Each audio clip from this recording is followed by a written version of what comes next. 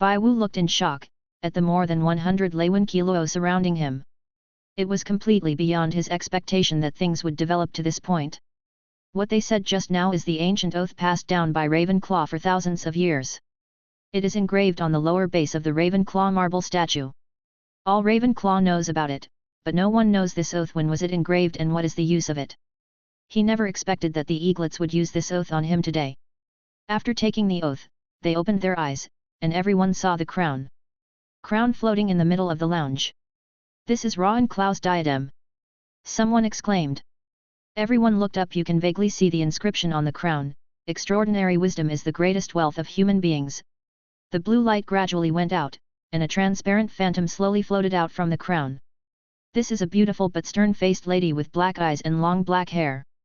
Although she has a faintly teasing smile on her face, she is a little intimidating. At the same time, Lady Grey, the ghost of Ravenclaw, also rushed in from one direction. She saw the phantom floating out of the crown, and cried, "Mother!"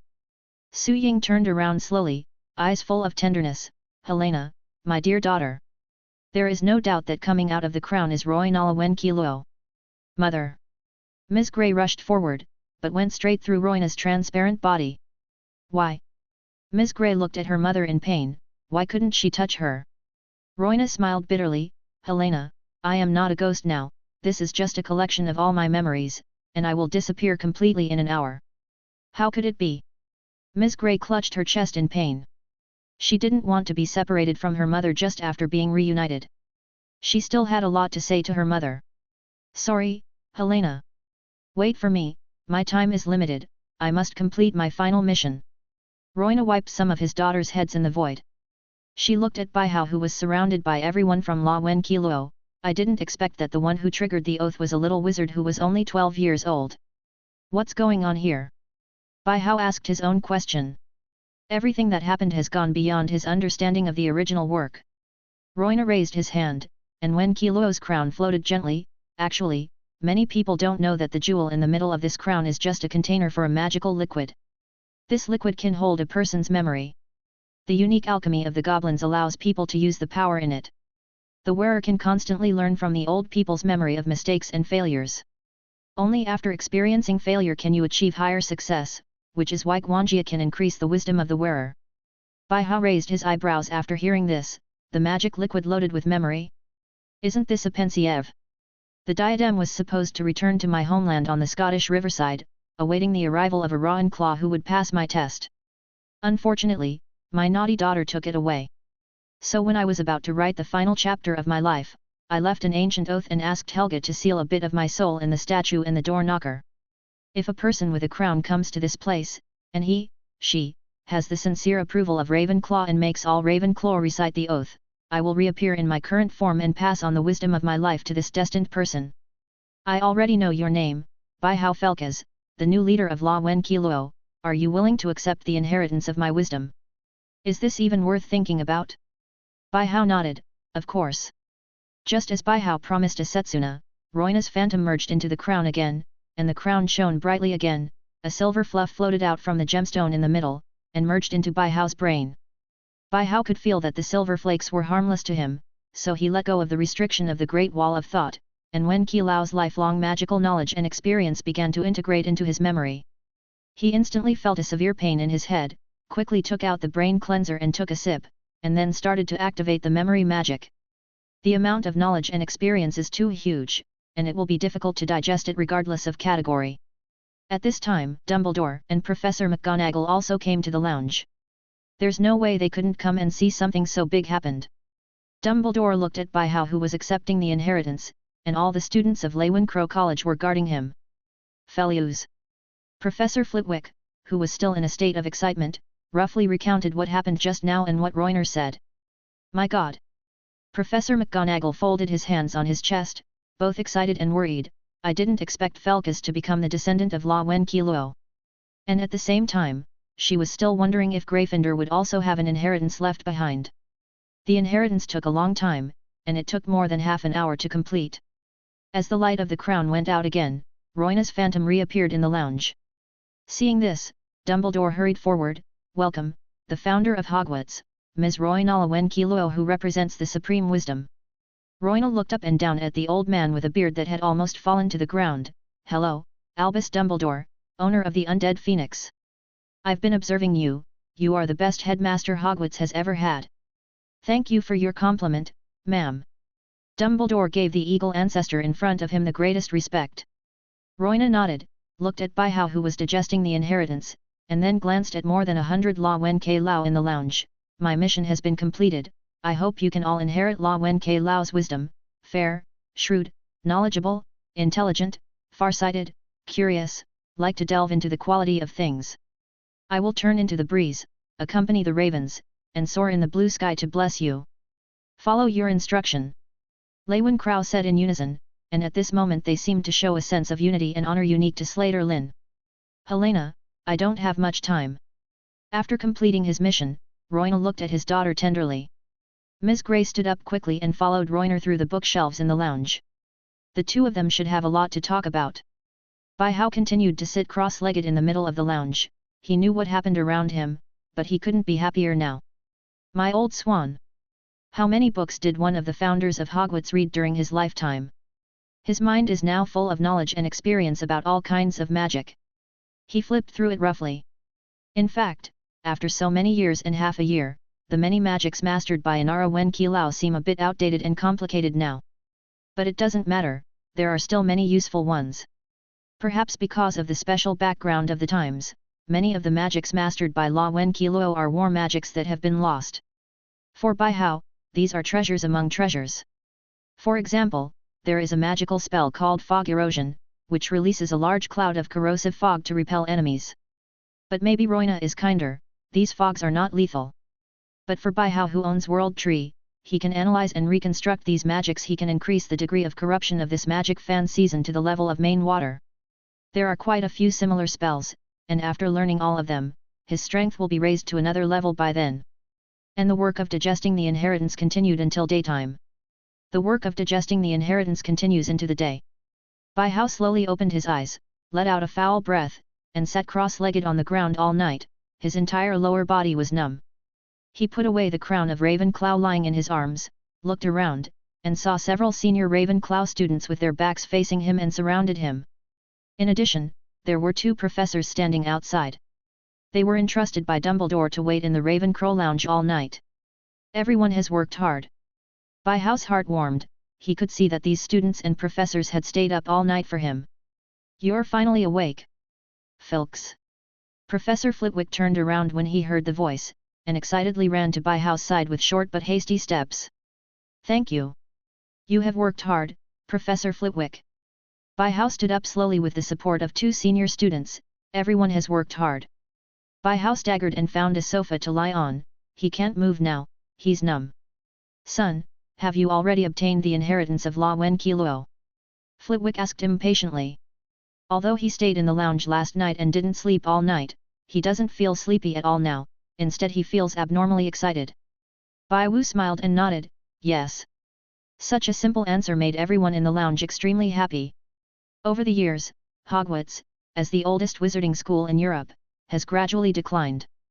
Bose Batons, Durmstrang, Ilvermorny, Bugadu and other emerging magic schools have risen one after another, putting Hogwarts, the best magic school in the world, in a very embarrassing position. But now it's different. After thousands of years, the inheritance of Ravenclaw reappeared in the magical world, which means that the Raven of Hogwarts has awakened, and the Feather of Wisdom will lead Hogwarts to the top of the magical world again. Then can you tell us about the inheritance of La Wen Ke Lao? Professor Flitwick asked excitedly again. Professor, don't worry.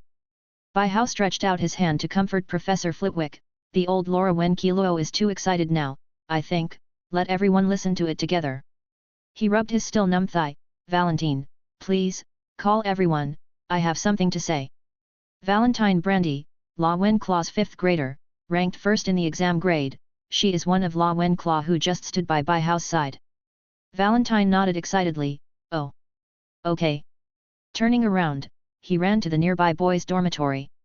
Now at this time, what is the difference between men and women?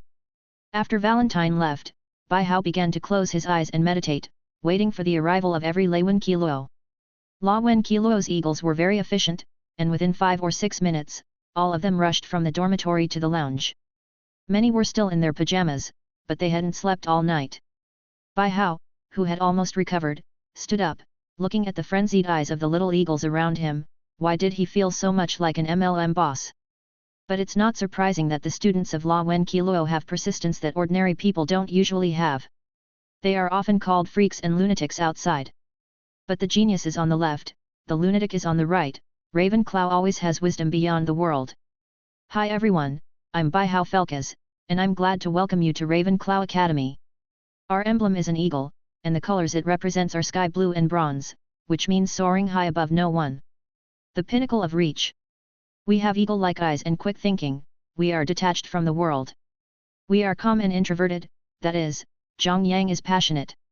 Everyone says we are grotesque, but the chaos of the world has never been able to control those who pursue wisdom. We soar under the storm, listening to the cry from the bottom of our hearts, and the wise mind keeps us from getting lost. Here, on behalf of Ravenclaw, I offer wisdom from ancient times to every wise man who pursues the truth. Under the guidance of the raven, you will look up at the sun, moon, and stars in the blue sky, and embark on the path of pursuing supreme wisdom. So far. I wish every La Wen Ke Lao can even touch the final palace. Bai Hao drew out his wand and pointed to the sky. A huge blue magic circle shot up into the sky, and the permanent super magic fantasy mirage falling was activated. Permanent super magic fantasy mirage, super large permanent burning magic, which can endow dead objects with rules and wisdom, and create a permanent illusion according to the caster's wishes. The light of the magic circle disappeared, and the whole lounge changed drastically. Now the lounge has become wider. When you enter the door, you can see the marble statue of Royal La Wen Ke Lao standing in front of an arch. Going around the stone statue and entering behind the arch is Ra Wen Ke Lao's unique collection of books. Going further into the lounge, you will find a tall blue bronze tree in the middle of the lounge that goes straight to the ceiling, and there are 9 ravens arranged in a staggered manner from low to high. They stand on different branches, watching the eagles entering each area of the nest. Looking up, the ceiling has become a flowing blue sky. The sun and the moon are shining together, and the stars are shining. These sun, moon, and stars are actually the body of Phantom Mirage Fall, which contains all the knowledge and inheritance of La Wen Qiluo, and it also contains Bai Hao's magic knowledge. And how to get inheritance. In fact, Bai Hao has just said at the end, under the guidance of Raven, look up at the sun, moon, and stars in the blue sky, and embark on the path of pursuing supreme wisdom. Once someone walked into the lounge, only the Raven would ask questions. They will ask different questions respectively, including 9 aspects of seeking knowledge: human nature, kindness, extreme evil, loneliness, tenacity, cherishing, introspection, and absurdity. As long as someone answers the 9 questions raised by the Raven correctly in a row, he, she, can enter the inheritance hall of La Wen Qiluo and get what he or she wants. This sentence may not be understood by others, but the clever little eagles can understand it as soon as they hear it. Bai Hao looked at the eaglets in the lounge who were already struggling to answer the questions, and smiled unconsciously. He felt as if he had become different from before. Could it be that he was really a La Wen Qiluo? At this time, a question arose in his mind. Back then, he had cheated the Sorting Hat by relying on his ability to think about the Great Wall. Bai Hao shook his head, and he walked towards the door of the lounge. His only thought now is to make a meal. He spent a lot of brain power all night, and now he is so hungry. But when Bai Wugong opened the door, what the hell? He was shocked by the scene in front of him. Countless Hogwarts students were standing outside the door crowded with each other, looking curious about the baby. Come out! Bai Hao Felkes has come out! The inheritor of La Wen Qiluo has come out! A little wizard shouted excitedly. As soon as he saw the door of La Wen Qiluo's common room opened, he quickly looked around and recognized the person they were looking forward to at a glance. Oh oh oh! Everyone gave out cheers. They knew early in the morning that the white-nosed Felkes of the La Wen Crow Academy had obtained the inheritance of La Wen Crow. Before Bai Hao could react, a group of people cheered his name while lifting him on top of their heads and throwing him upwards. The reason why they were so excited was because of the Harry trio. After yesterday's dinner, many people gathered around Harry and the 3 asked about the secrets of the basement, including people from the other 3 colleges except La Wen Qiluo College. The 3 of them didn't want to talk about it, because this matter was too embarrassing for them. But seeing the people around them look like you don't want to leave if you don't tell them, they have no choice but to briefly tell the secrets in the basement. So under the nonsense of Harry and Ron, Hermione can't lie, Bai Hao's heroic deeds were infinitely magnified. Then after last night's oath, exaggerated expressions between people, Dumbledore announced this morning that Bai Hao has become the successor of La Wenqiluo. These few things add up to completely confirm Bai Hao's title of Hogwarts hero. Of course, Bai Hao didn't know all this. At this time, after being thrown up and down dozens of times, he finally couldn't bear to activate the space magic and escaped. When he came to the cafeteria, he observed the surrounding environment and made sure there were no crazy students, so he silently ordered a big steak and ate it. White crystal. My god. Here we go again. Bai Hao sighed, exhausted physically and mentally. 4.1. Because he drank the brain cleanser last night, it is difficult for him to get an effective rest now. And because of the long-term mental activity at the same time last night, he is very tired now. He really just wants to have a meal in peace. I said, how do you know I'm here? Bai Hao looked weakly at Hermione and the two useless men behind her. I guessed it all. Hermione raised her little head proudly. There are so many people outside the door of Wenqiluo's lounge, and you love to eat so much, you won't go anywhere else except here. Okay. Bai Hao pressed his palms and rubbed his eyes. What are you looking for? Why don't you avoid me all of a sudden? I'm not that stingy. Hermione glared at Bai Hao. It's not me looking for you, it's the two of them. So, why are you looking for me? He tilted his head to look at Harry and Ron behind Hermione, still hiding behind girls. Harry and Ron blushed at the same time, and walked forward slowly. Ron licked his lips that were not dry. Bai Hao, we want to express to you, We want to express our thanks to you.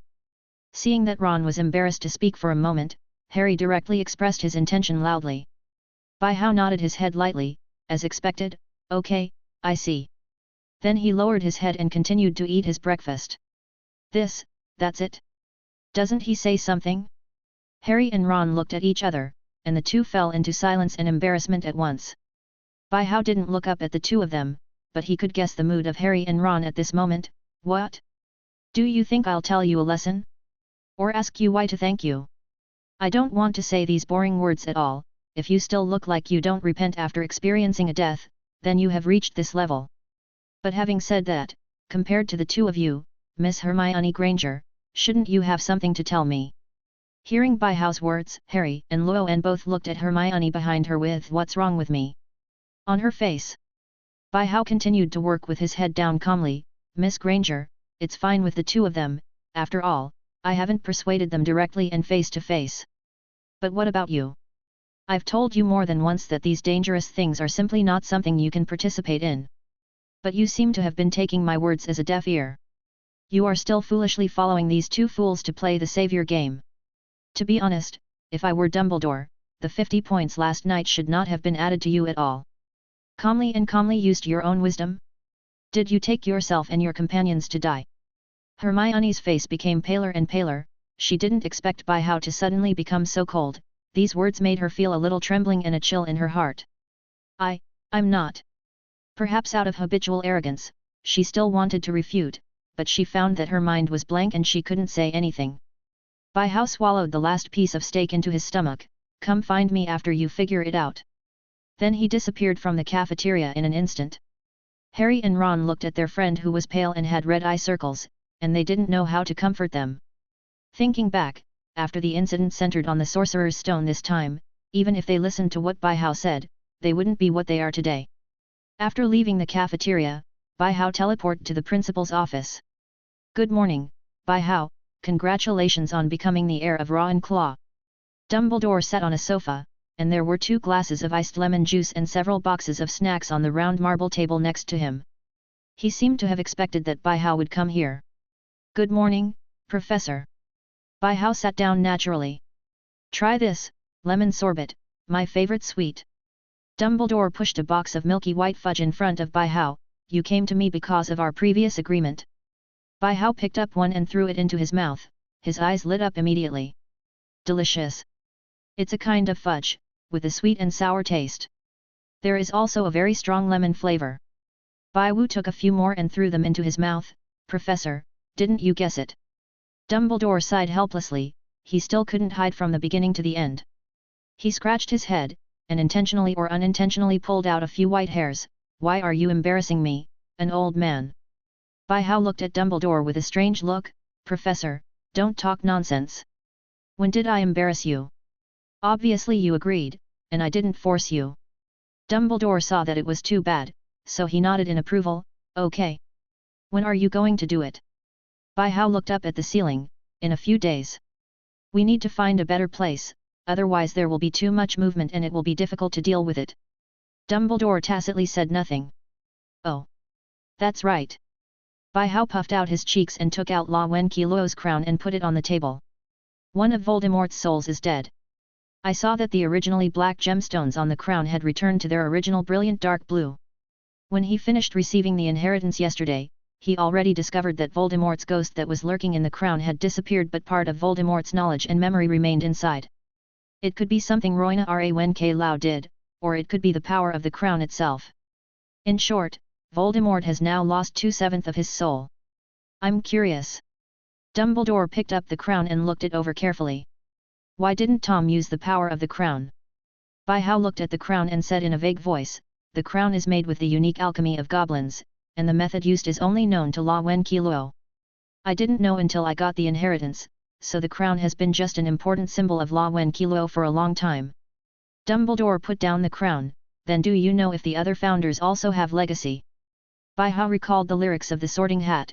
I think there is, at least I know that Slytherin has a secret room in school. Dumbledore's eyes suddenly became sharp. Does the Chamber of Secrets really exist? It seems that you don't know everything about the school. Professor. Bai Hao looked at Dumbledore mockingly, and you shouldn't have doubted it long ago. You want to get this inheritance too? Dumbledore asked tentatively. Why not? Bai Hao took it for granted, but suddenly put on a look of disgust, although I feel that this inheritance is not a good thing. Although Salazar Slytherin is one of the founders of Hogwarts, there are great differences between him and the other 3 founders. He was very opposed to Hogwarts recruiting Muggle-born wizards. When he left Hogwarts, he left the Chamber of Secrets and the Basilisk in the Chamber of Secrets. Non-pureblood wizards were wiped out. So for now, Bai Hao is not sure whether this Chamber of Secrets is really the inheritance of Slytherin. After all, it really doesn't look like someone who will pass it on to future generations. Because who can guarantee that the person who gets his inheritance is a pure-blood wizard? You must know that thousands of years have passed. The way for the magic world to distinguish between pure blood and impure blood is simply by looking at their names. Therefore, Bai Hao temporarily put a question mark on this so-called secret room. He believed that even if Slytherin had an inheritance, there was a high probability that it was not in Hogwarts. After eating all the snacks under Dumbledore's resentful eyes, Bai Hao patted the powdered sugar on his hands and prepared to leave. Summer vacation is coming, and he is going to go home to be a salted fish. But just when he was about to activate his magic and leave, he suddenly thought of something. Professor, I have a question for you. A hint of doubt appeared on Dumbledore's face. This was the first time Bai Hao asked him a question. 420. Certainly. Bai Hao looked at the Sorting Hat hanging on the wall. I want to ask, does the Sorting Hat have the power to spy on people's hearts? Oh. Of course not. Dumbledore gave an affirmative answer. Then what does it use to sort students? Bai Hao frowned. He didn't understand. Since the Sorting Hat doesn't have the ability to read minds, how does it determine the qualities of students? Bai Hao has been having doubts about himself since receiving the La Wen Qiluo inheritance last night. He is actually not smart, and he doesn't think he has any wisdom beyond ordinary people. The reason why he is powerful is because of the existence of World Tree. At the sorting ceremony, he chose Ravenclaw, not Ravenclaw chose him. But is that really the case? Dumbledore pondered for a while. Although I don't know why you ask such a question, I can answer you. In fact, there may not be an accurate answer to this question. The Sorting Hat has no ability to spy on people's hearts, that's for sure. Even people with occlumency can't influence the choice of the Sorting Hat. Bai Hao frowned even more. Then why? Dumbledore waved and summoned the Sorting Hat from the wall. He held the Sorting Hat in both hands and looked directly into Bai Hao's eyes. I guess, are you thinking that you are not a real La Wen Qiluo? Yes, of course. Of course you might think so. But, you know. For thousands of years, it has never gone wrong. Dumbledore handed the Sorting Hat to Bai Hao. Bai Hao took the hat and put it on his head after hesitating for a moment. Aha! It's you again. Poor little wizard of Ravenclaw. But I should call you the supreme wise one of Ravenclaw now. Once placed on the head, the Sorting Hat began to speak in his distinctive tone. Bai Hao looked up with his eyeballs. Sorting Hat, I have a question to ask you. If you were asked to choose again now, which college should I be sorted into? While asking this question, he was still thinking in his heart, damn rotten hat, I'm going to fuck you f. At this time, he has let go of the Great Wall of Thought. If the Sorting Hat can really read people's hearts, he can hear his own curses. But it's a pity that the Lost House didn't. I saw the tip of its hat bobbing back and forth. I feel like you have some villainous thoughts. But to be honest, I really wanted to sort you into Gryffindor, but if it happens again, I will still resolutely assign you to La Wen Kilo. Bai Hao's eyes were full of doubts. Why? And the voice of the Sorting Hat suddenly became louder for some reason. Oh. There is no reason. Are you questioning the brave, smart, great, and honest hat? I say it again, you were born to belong to La Wen Kilo. After speaking, the Sorting Hat changed back to the appearance of a normal hat, and it can be seen that it doesn't really want to talk to people now. Bai Hao took off his hat and returned it to Dumbledore. Now he couldn't understand more and more why the Sorting Hat said that he was a natural Ravenclaw, and he felt that he didn't have the qualities of Ravenclaw at all. Dumbledore put the Sorting Hat back in place, then turned to face Bai Hao, his blue eyes calm as water. At this time, he was more like an elder than the White Devil or a professor at Hogwarts. Bai Hao, I can see that you are confused. You asked the question of the Sorting Hat. It seems that you used magic at the beginning, and simply thought that you chose to pull Wen Kilo. Thanks to Dumbledore, those who have lived for hundreds of years are all human beings. As long as he combines the fact that Bai Hao has the power of the magic circle, he can easily deduce what Bai Hao did at the sorting ceremony. But the truth is, as the Sorting Hat says, you were born Ravenclaw. The confusion in Bai Wu's eyes became more serious. Why? Dumbledore smiled. Look, isn't that what it is? From just now, one question, three whys. Although I can't answer your question, I can say.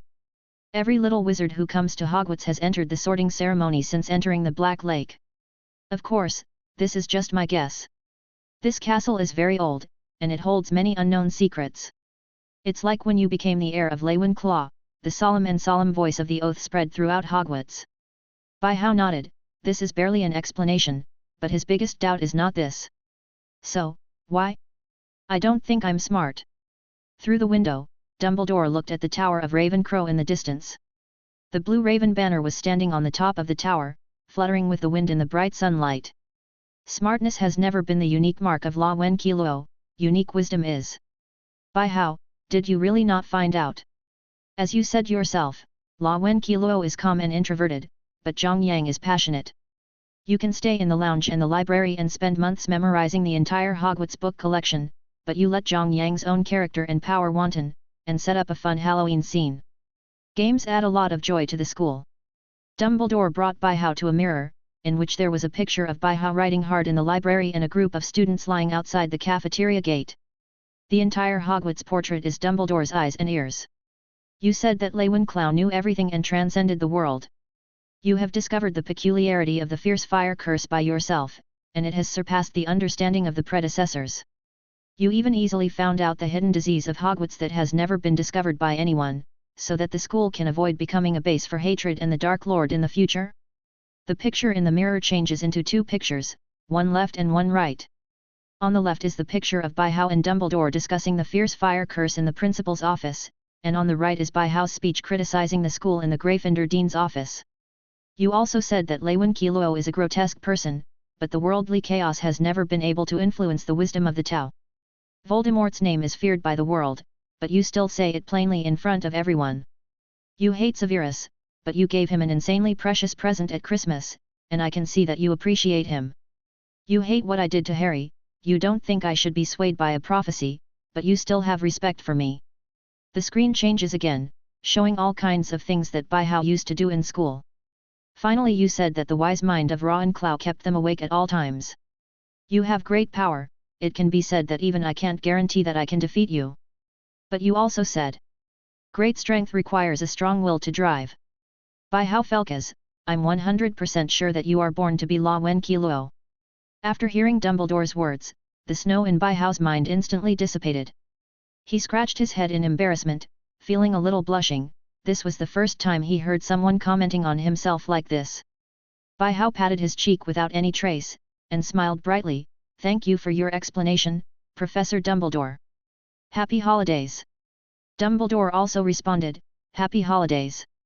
After bidding farewell to Dumbledore, Bai Hao packed his things immediately after returning to the dormitory, activated the large teleportation array and returned home. The current school is simply unacceptable for him. I heard that the Daily Prophet and other public media in the magic world have gone to Hogwarts. Professor McGonagall can't stop it. Such a big matter is completely hidden. No. Bora's uncle. Mary Aunt. Saitaya. Locke. I am back. As soon as he got home, Bai Hao shouted loudly. Oh. My God. Honey, why are you back? Mary Aunt ran out of the room when she heard the sound, followed by Bora's. Don't you know? Hogwarts has ended this semester, and if you go back, it will start in September. Oh. Really? That's really great. Mary Aunt pulled Bai Hao to her side, and spun his shoulders around a few times, stroking him forward and backward. Fortunately, I just lost a little weight. It must be too long since I haven't eaten the meal I cooked. Bai Hao was stunned when he heard Mary Aunt's confident and affirmative words. He opened his mouth, then nodded with a smirk. Yes. Maybe it's because I haven't eaten your cooking for a long time, so I lost a little weight. Mary Aunt really looked like this. Honey, you wait, I will let your father drive to buy some good food now, and I will cook you a good meal tonight. Bai Hao looked at Boris tentatively, and found that he was also looking at himself in a daze. Boris said, I just got home from get off work and I just changed my clothes. I don't want to go out. So he gave him a look. Stinky boy, stop it. And Bai Hao also responded with a look, I'm sorry, I don't want to spoil Mary Aunt's interest. In the end, under the urging of Mary Aunt's death, Boris redressed angrily and went out, and drove to the supermarket more than 10 kilometers away. Where are Saitaya and Locke? Bai Hao looked around, and he found that there were only Mary Aunt and his wife at home. He thought the other two in the room hadn't heard his shout. Oh. Saitaya has something to come back later. Locke followed the school team to Hans Meow to play a game 2 days ago. It will take a while to come back. Oh, I see. Crack. Crack. At this moment, the sound of unlocking the door of the house came, and a beautiful shadow of Li Hao, pushed the door open. Zydia. Bai Hao shouted happily. Zydia looked up and saw her younger brother who hadn't come home for several months. Bai Hao. Zydia flicked her calf back to throw off her shoes, and rushed over like flying. I miss you so much. Bai Hao was hugged by Hedia. He felt the soft and plump touch from Hedia, and pushed away the shameless woman in front of him at once. How many times have I said it? Excitement is excitement, but don't pounce on it. Bai Hao rubbed his chest that was a little stuffy. Really? It's like this every time. When I get excited, I jump up when I see people, although it's only at home. Why are you back? Zydia rubbed Bai Hao's face. Did you bring me a present? Bai Wu slapped her hands off in disgust. Do you want moving magical animal dolls? Yes. Zydia's eyes lit up. The gold-bound edition of Fantastic Beasts and Where to Find Them that Bai Hao gave her last time, she has read it many times and never gets tired of it. She often dreams that she can get close to the wonderful creatures in the book for 10 days. Come on. Honey. Come and try my new invention of sea salt cheese mashed potatoes. At the dining table, Mary Aunt pushed a large lump of mashed potatoes onto Bai Hao's dinner plate. Thank you, Mary Aunt. Bai Wu thanked happily. To be honest, he really missed the mashed potatoes she made after being in Hogwarts for so long. He scooped a spoonful and put it in his mouth. How is it? Mary Aunt looked at Bai Hao expectantly. Bai Hao didn't speak, his pupils constricted instantly, and he immediately held his breath to suppress the emergency reaction of his stomach. Oh my goodness! What a weird smell! He has eaten a lot of mashed potatoes with sea salt at home before. The mashed potatoes taste soft and glutinous, and the taste should be very sweet when paired with sea salt. Even if you add some cheese now, it will only add a unique flavor. But the problem this time is that Mary Aunt used sour cheese. Can you imagine the soft starch of mashed potatoes being sweetened by sea salt, but someone added spoiled milk to it?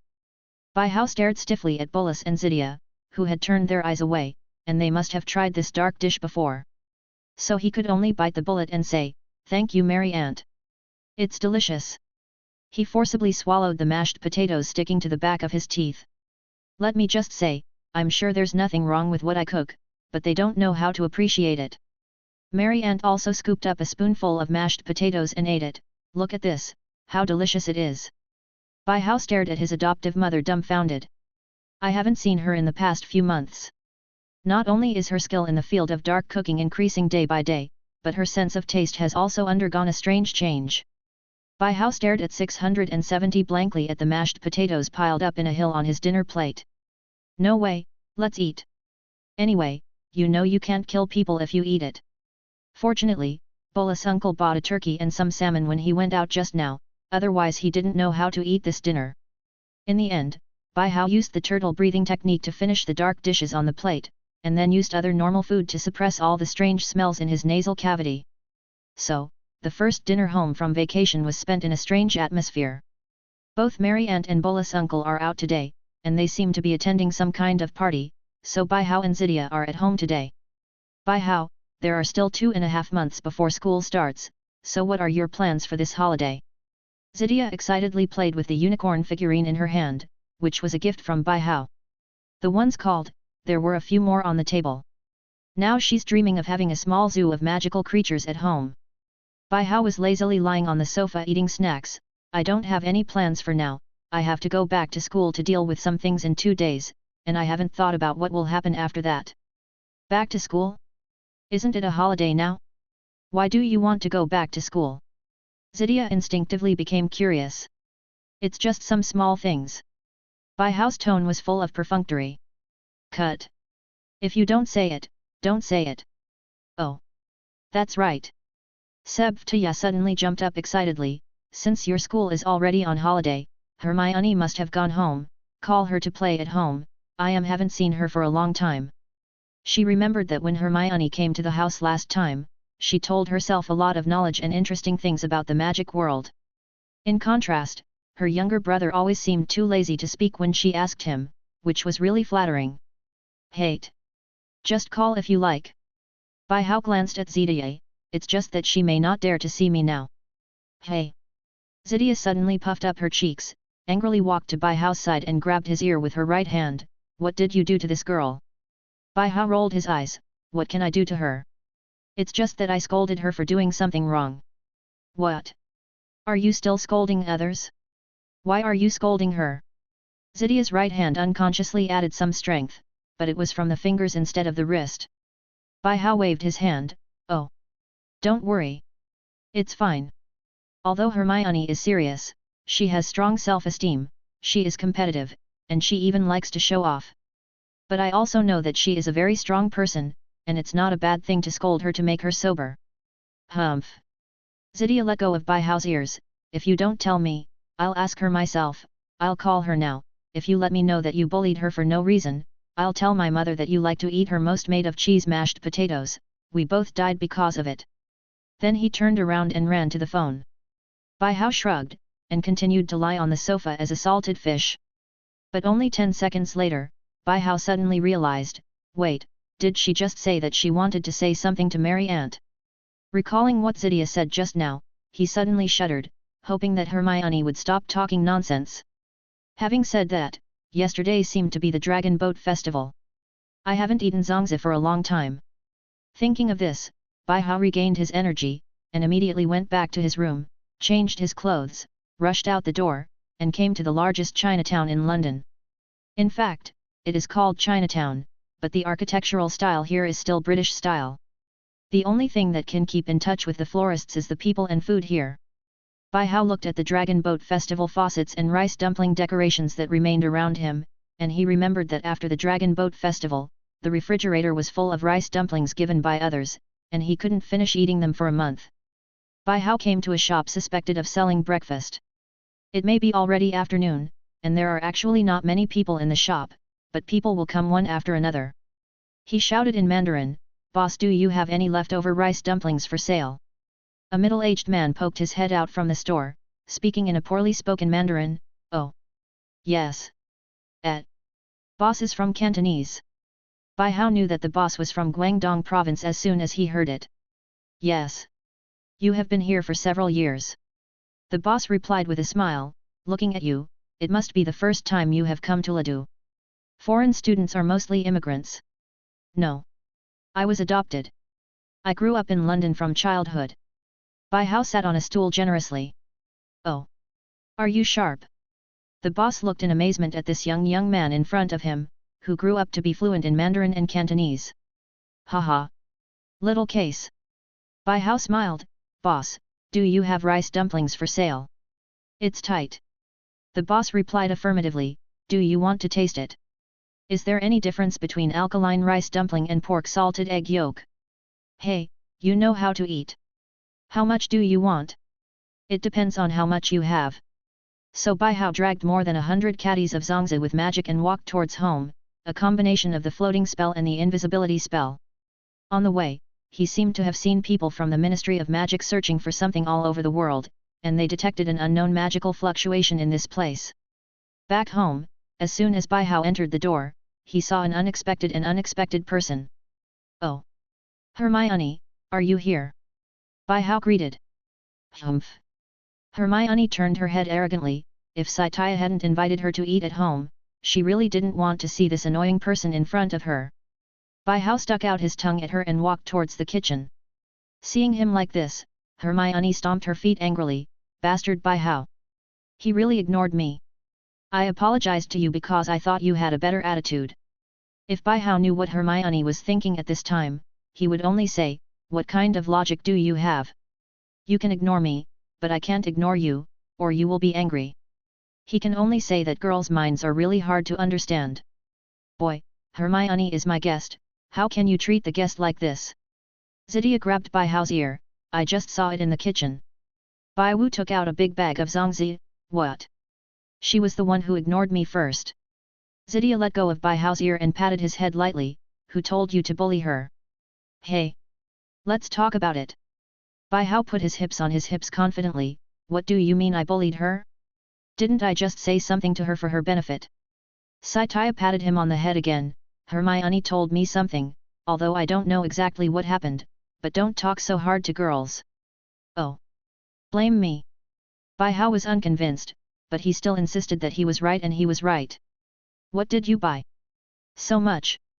Xidia looked at the big red bag of Zongzi on the ground. Zongzi. Bai Hao took a dozen and released them, I'll eat this tonight. What are Zongzi? Xidia picked up one and weighed it in her hands curiously, isn't this just a tree leaf? What kind of leaves? Bai Hao immediately glared at Xidia unconvinced, this is a good thing. It is made of a fragrant plant leaf wrapped in glutinous rice, and various ingredients are added to the glutinous rice. It is delicious. Oh. I don't understand what you're talking about. Xidia put down the rice dumplings, and suddenly patted Bai Hao's head again, what are you still doing here? Go out and accompany Hermione. You invited her, why did you ask me to accompany her? Bai Hao took out a stainless steel pot to fill the water, he was going to heat up these rice dumplings, I'll go. Going or not? No. That's fine. I'll go. Xidia pretended to walk out of the kitchen, I was planning to show Hermione a picture of you when you were a child. I'll go. Bai Hao immediately changed his attitude. Anything is fine. Only this is not allowed. The pile of photos contains the black history before he unsealed his memories, the naked ones. Bai Hao obediently made a cup of milk tea and put it in front of Hermione, have a cup of milk tea. Hermione turned her head away arrogantly, but her eyes were secretly observing Bai Hao. Bai Hao sat on the sofa, how far have I learned from your magic circle basics?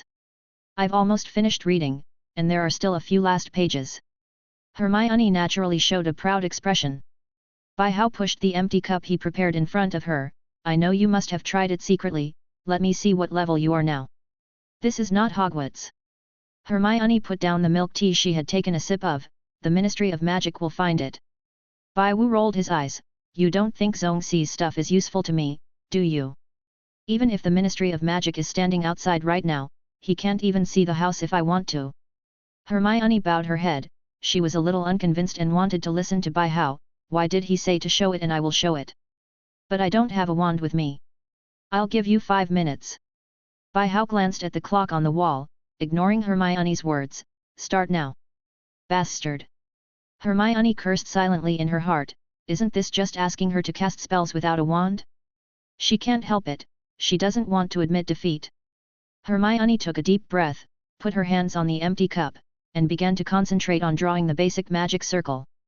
Basic magic circle must learn knowledge, it is the basic structure of all magic circles. Usually beginners can use it to manifest materials such as gold, wood, water, fire, and soil, but without any attack power, and those with good talent can also create their own learn about other properties. With the ticking of the second hand, Hermione finally completed the characterization of the basic magic circle with more than 20 seconds left before 5 minutes. I saw a simple magic circle floating above the cup, emitting a faint blue light, and a water droplet was slowly floating in mid-air, wriggling and getting bigger. Don't let go, hold on. Bai-Hao glanced at the cold sweat that was slightly oozing from Hermione's forehead, and knew that she still had strength left.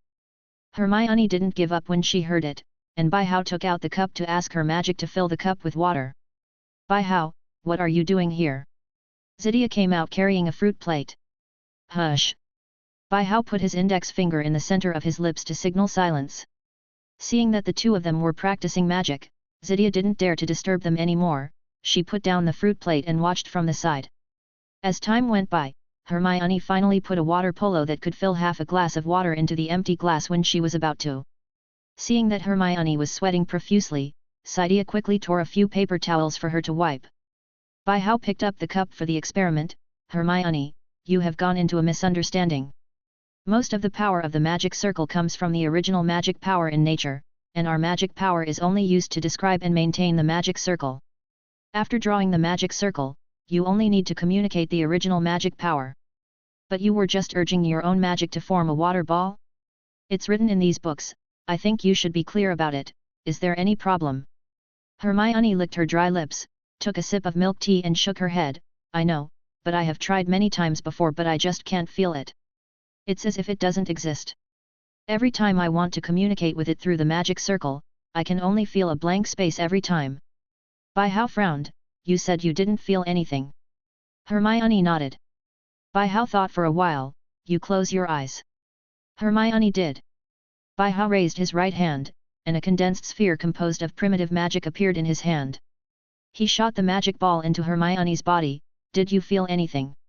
Hermione closed her eyes and shook her head, I don't feel anything special, but my body felt warm for a moment just now, maybe it's an illusion. Bai-Hao nodded, I see. Open your eyes. He probably understood what was going on. Hermione is different from him, he is a time traveler, and wears clothes, but Hermione is a local. As the name suggests, local people are people who grew up in this world. They have lived in this world since they were young. The original magic power of this world is like air and water to them. The human body does not feel any special difference in it. Unless the amount is large enough. It seems that we need to find a place to set up the magic gathering array, otherwise it will be very difficult for them to communicate with the original magic power. Bai-Hao thought in his heart. Do you know what the reason is? Hermione looked at Bai-Hao's pensive expression, thinking that he had already figured out his problem. Probably, you should continue to familiarize yourself with the description of the magic circle first, and wait until you can do what you just did in a minute. Understood. Hermione nodded, but at this moment her nose moved. What's the smell? Hey! Smell! Bai-Hao also smelled it, and there was a smell of paste in the air, which came from the kitchen. Oops! My zongzi!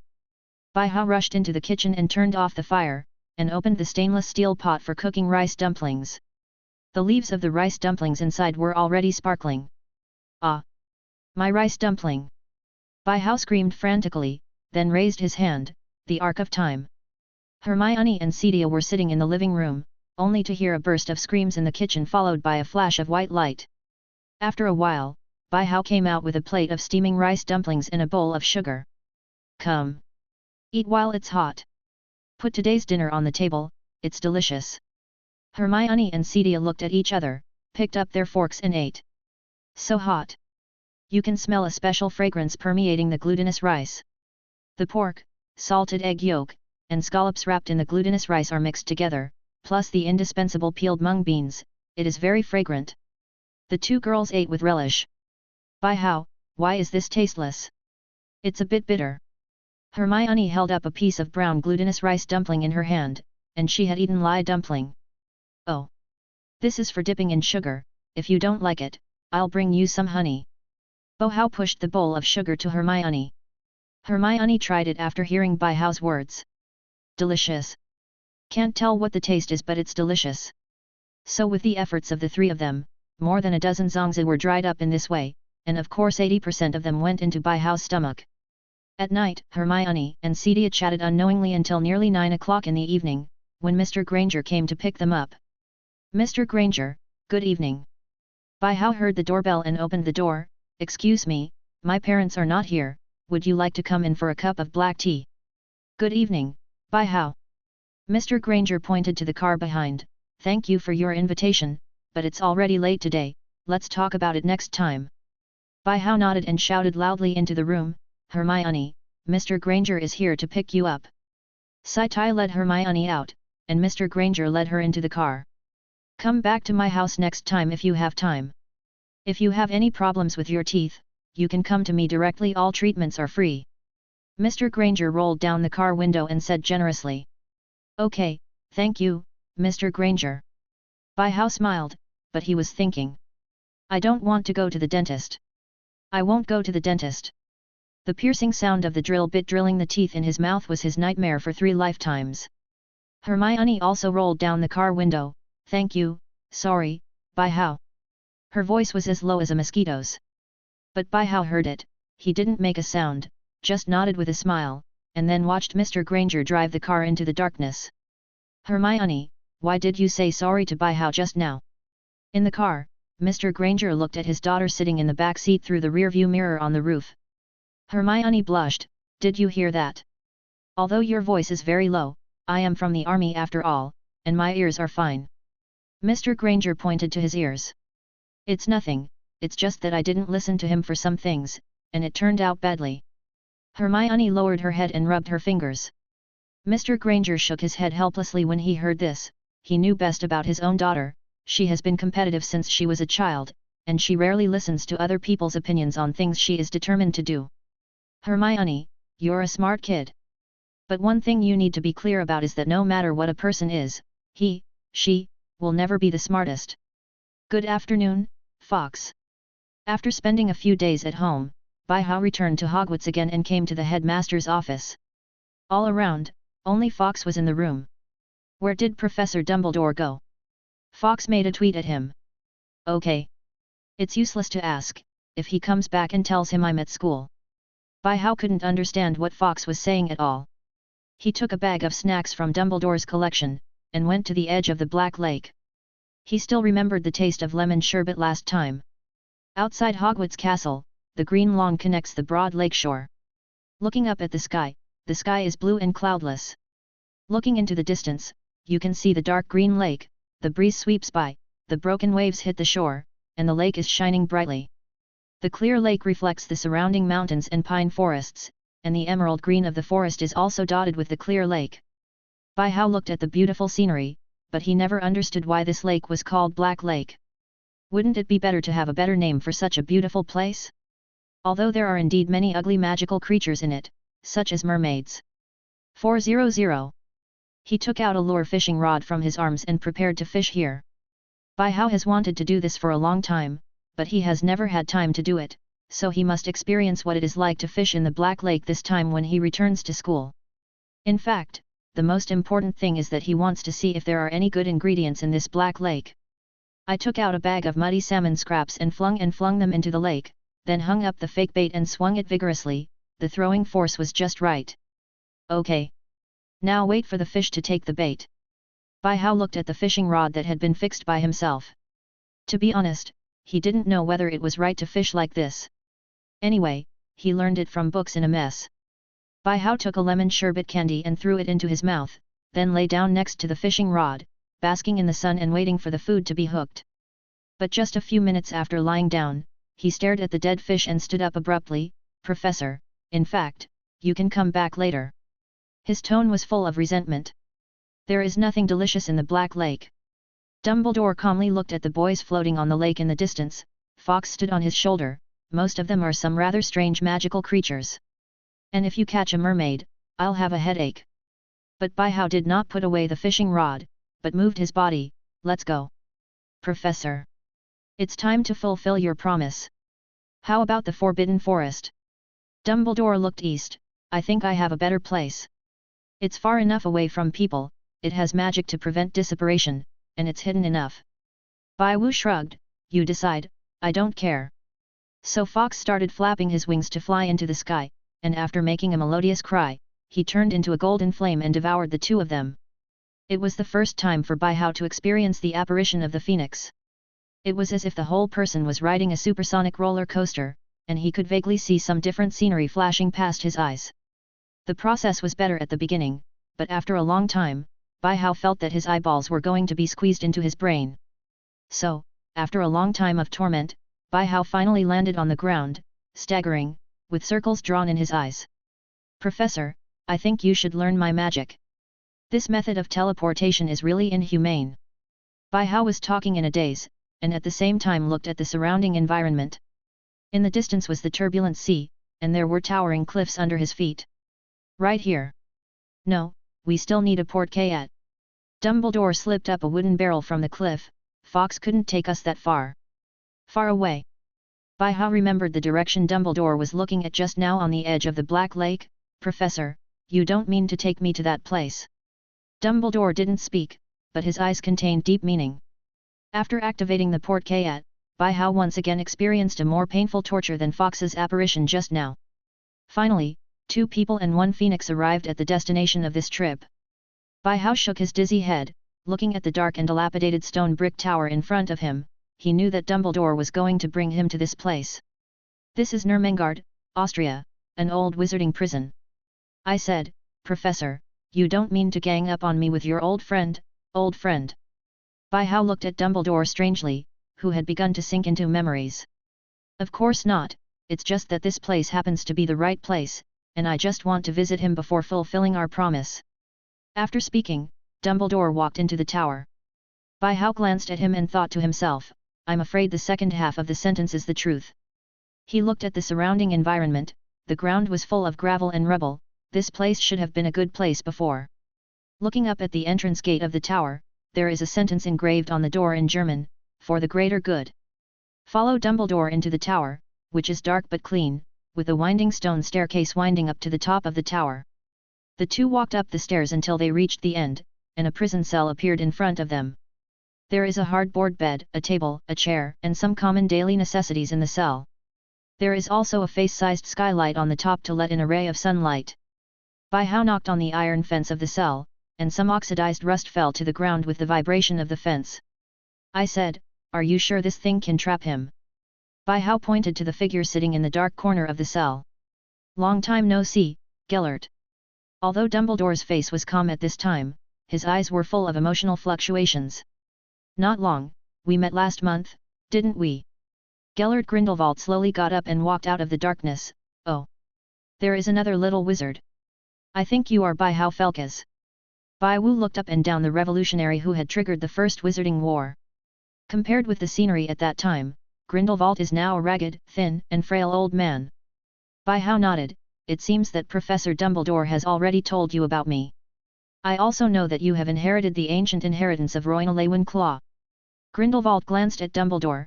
Thanks to him, I can at least receive a copy of the Daily Prophet regularly. You don't come here just to visit me, an old man, do you? Dumbledore opened the door of the cell. I just came to fulfill a promise, and I came to visit you by the way. Grindelwald walked out of the cell, looked at the two, and smiled meaningfully. I see, let me see it. 11.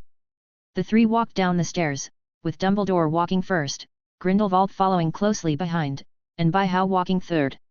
Why don't you run away?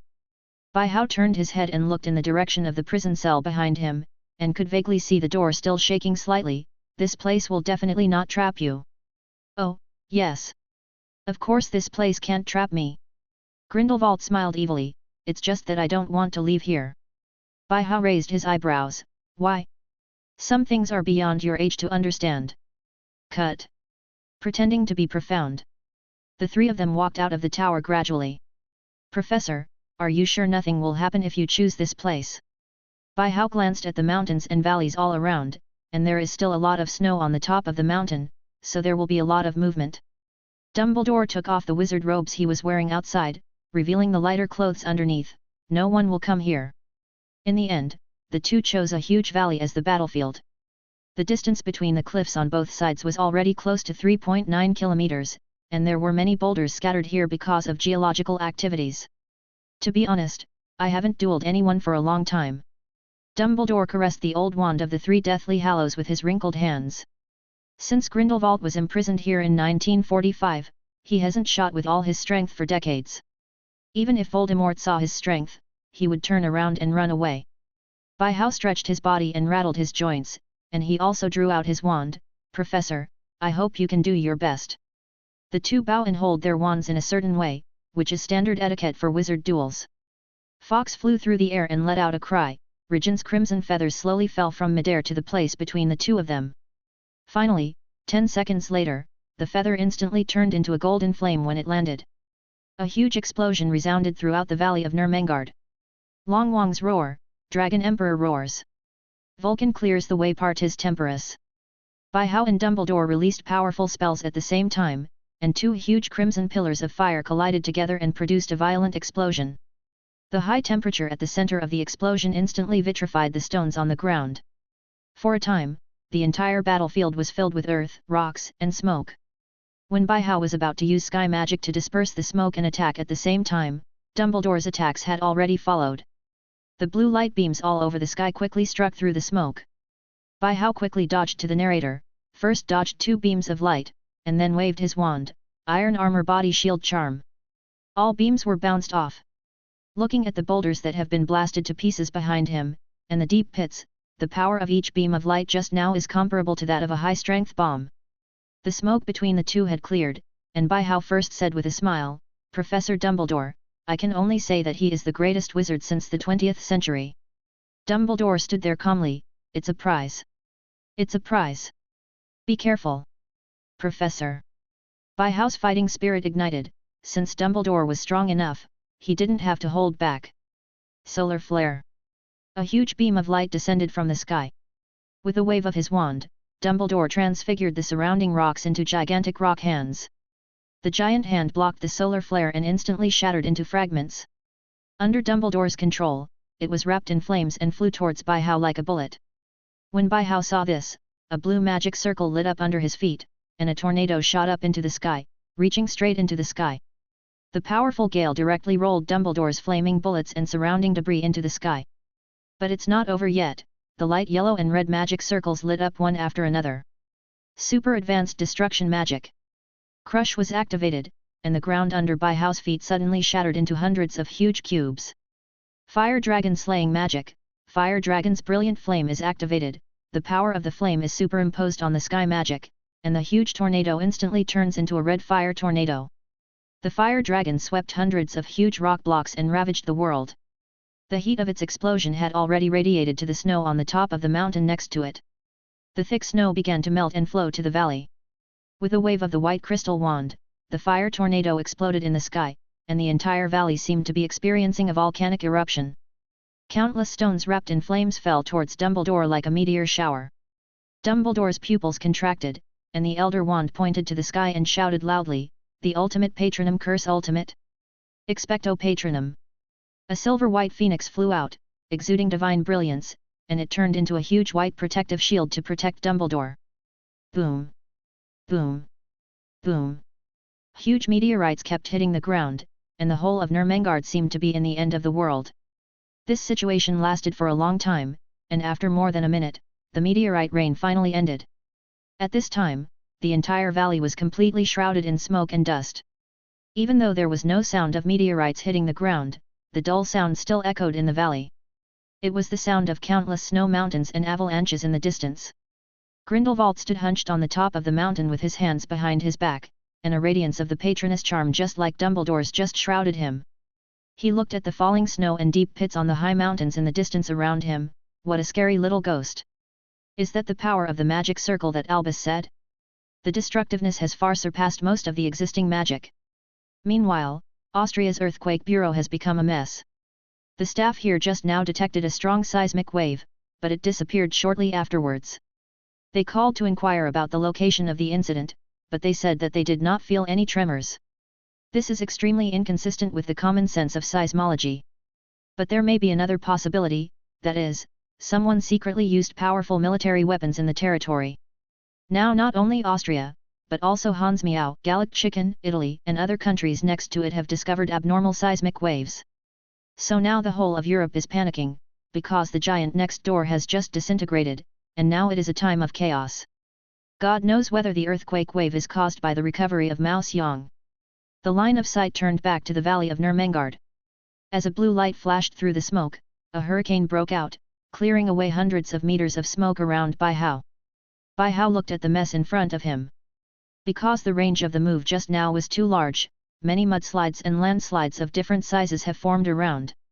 Won't you play big? Bai Hao thought to himself. He felt that Dumbledore should be able to handle it. Suddenly, he felt a tremor on the ground. Haha, it's all right. Keep going. I saw a huge figure tens of meters high appearing in the dust and mist. Ha ha ha ha ha. Grindelwald immediately looked up and laughed. Albus is angry. He was beaten by a child. Ha ha ha. Yes, Dumbledore was indeed angry. Good guy, you say it's a sparring, but it's really a fight to the death. Meteor showers have been used, this really wants to send me, an old man, to the underworld ahead of time. So he became angry and began to cast the strongest transformation technique in the world today. Ares Ares. A rock colossus of a warrior holding a shield and a spear appeared. While walking heavily, he picked up the spear and threw it forward vigorously. The huge impact force of the spear instantly rushed the smoke out of a clear channel. Phew! There was a sound of piercing through the air, and Bai Hao quickly dodged. Boom! Fuck! The impact of this spear is stronger than the meteorite just now. Bai Hao looked at the spear stuck deep on the cliff behind him, and couldn't help but exclaimed.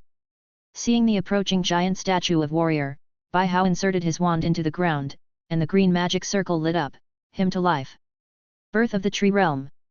Huge trees rose from the ground to form a treant as tall as the giant statue of the warrior. The two giants collided together, and the loud noise echoed in the valley again. Poseidon! Dumbledore's voice came from the mist again. The surrounding mudslides that had flowed into the valley began to transform into the appearance of the Greek god of the sea, sweeping huge earth and rocks towards the tree man. Ares, who was in a stalemate, instantly overwhelmed the tree man to the ground with the help of sea god, but the mudslide also completely submerged them and continued to gallop in the direction of Bai Hao. Bai Hao pointed his wand forward, and the huge blue magic circle lit up, freezing the mudslide that was about to rush towards him into a mixed iceberg of mud and water. And because the ice modeling magic this time is so powerful, it also freezes the dust and mist floating in the air into ice crystals. As a result, the entire Nurmengard Valley suddenly presented a picture of a dark disaster movie. Bai Hao looked at the black-grey ice crystals slowly falling in mid-air. Professor, it's pointless to fight any longer, why don't you use the last move? How? Dumbledore nodded helplessly. To be honest, he didn't want to fight anymore. Both point their wands at each other at the same time. The ultimate patronum curse ultimate expecto patronum. Fiend fire fiend fire. The silver-white phoenix collided with the blue-purple fire dragon, forming a dazzling light. After an unknown amount of time, Bai Hao and Dumbledore reappeared in front of the tower in Nurmengard, where Grindelwald had been waiting for a long time. He compared the states of the two, and it was obvious that Dumbledore was a little embarrassed. But this duel itself has no outcome. After all, it is not a life-and-death fight. The two of them have fought to such an extent that they have already shocked heaven and man. None of the three spoke, just sat there watching the sunset in the distance. I said, Professor Dumbledore, why couldn't you subdue Voldemort when you were so powerful? Bai Hao changed a table with transfiguration, made 3 cups of milk tea, and took out the pork knuckle and roasted a chromantula legs that he had dropped by at Hogwarts and distributed them to the two of them. Dumbledore took a sip of the hot milk tea, he liked the rich caramel flavor in it. Of course hitting him head-on can't beat me. But when he saw me back then, he only wanted to run away. Both he and his Death Eaters are top-notch masters at running away. In addition, there are too many people joining his command, and I am also at my wit's end. Grindelwald next to him gnawed a pork knuckle. Felkas, I heard from Albus that you want to completely overthrow pure blood glory. Bai Hao nodded, I have this idea. My strength can be said to be hard to come by. I have to find something to do. Ha ha ha. Grindelwald laughed loudly. Although I have never been to Hogwarts, the people who have heard of Hogwarts in the past are all weirdos who saw it today. In this way, you actually want to overthrow pure blood glory because you are too powerful and boring. Filks, do you know, Wang Haozhao, what you are doing? Bai Hao rolled his eyes at him. Of course I know, but this is also an inevitable historical process in the development of the magic world. I just moved it forward a little bit. Haha. Grindelwald threw the pig bone on the ground and stood up. Whatever you want, I'm just an old man anyway. Remember to clean up the aftermath. There are muggles coming this way. After speaking, he walked into the dark tower. Watching Gao Gao's reality disaster movie scene, Bai Hao scratched his head and looked at Dumbledore awkwardly. Professor, my magic can't cover such a large area. The magic effect of his arc of time is at most within a radius of 200 meters, but the range of the battle just now is n 200 meters. Maybe you can modify the memory of the people who come here. Bai Hao said tentatively, but he really doesn't know how to do this magic. Dumbledore sighed. Fox. A group of golden flames lit up, Fox and Dumbledore disappeared, and it seemed that they were going to deal with the aftermath. By the way, did I catch anything with the fishing rod in the Black Lake? Bai Hao remembered the fishing rod by the Black Lake before coming here, and the food should not be dragged away by the magical creatures in the Black Lake. It's so boring. Bai Hao was moaning at home at this time. Today is a working day, only Bai Hao stays at home in the whole family. It has been more than a month since the wizard duel with Dumbledore, and Bai Hao has also been a salted fish at home for more than a month. In addition to eating, sleeping, and reading every day, I also eat, sleep, and read. Bai Wu felt more and more that people would really stink after being treated as a salted fish for a long time. In this age, the internet is underdeveloped, and there are too few ways to entertain. In the past, when he was bored in a slanty, he could bully his younger brothers and sisters in the guild, or go out to find a monster to fight.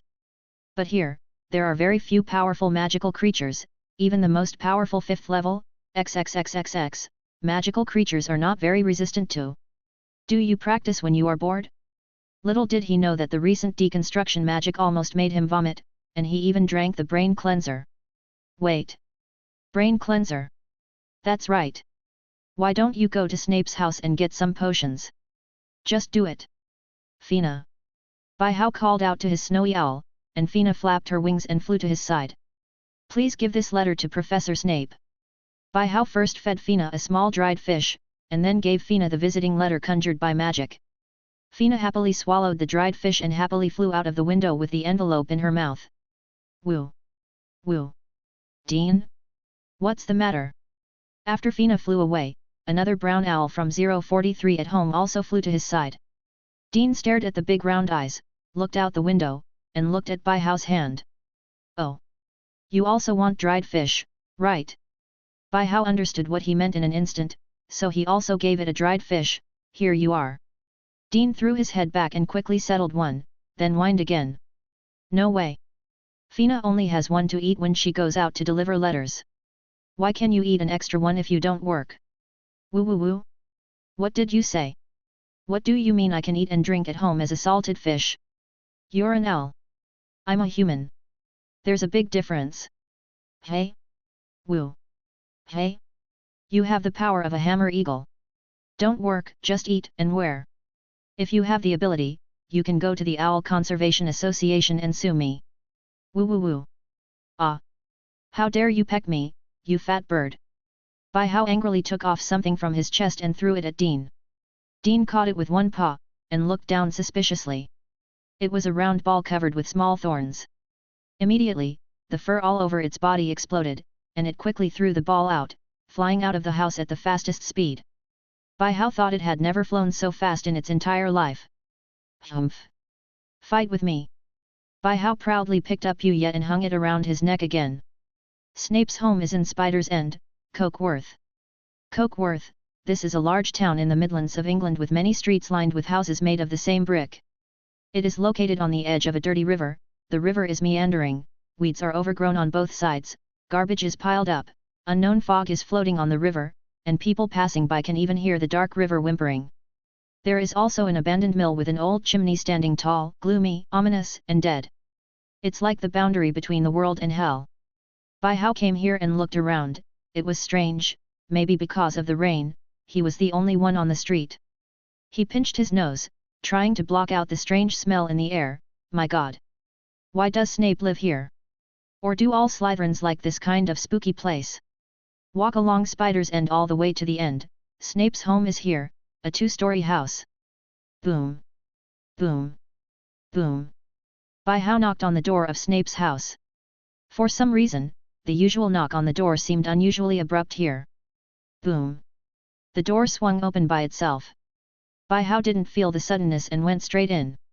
As soon as I entered the door, I saw a dark and small living room with shabby furniture, a candle-lit lamp hanging from the ceiling, and books on the surrounding walls. And Snape was sitting under a bookshelf, holding a newspaper in his hand, which was the brightest place in the living room. Professor Snape, hello. Bai Hao greeted with a smile. Felix, I didn't allow you to come to my house. Snape still looked cold as usual. Don't be so alien, Professor. Bai Hao put down the umbrella in his hand very familiarly. I am also your excellent student anyway. Haha. Snape sneered, you only got an A in potions this semester.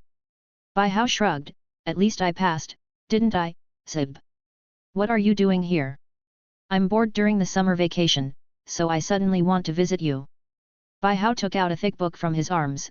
By the way, I'll give you this as a gift. It's a waste to keep this thing in my warehouse. Snape took the book, roughly flipped through a few pages, his eyes fluctuated slightly. This is... Bai Hao nodded, that's right, this is the entire inheritance of Royala Wen Ke Lao about potions.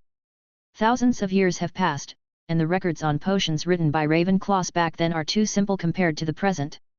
The contents of many potions recorded above are usually only the names of raw materials and approximate weights, and even the unit of grams it is necessary to continue to convert. How can we even tell us the number of stirring circles in the textbook?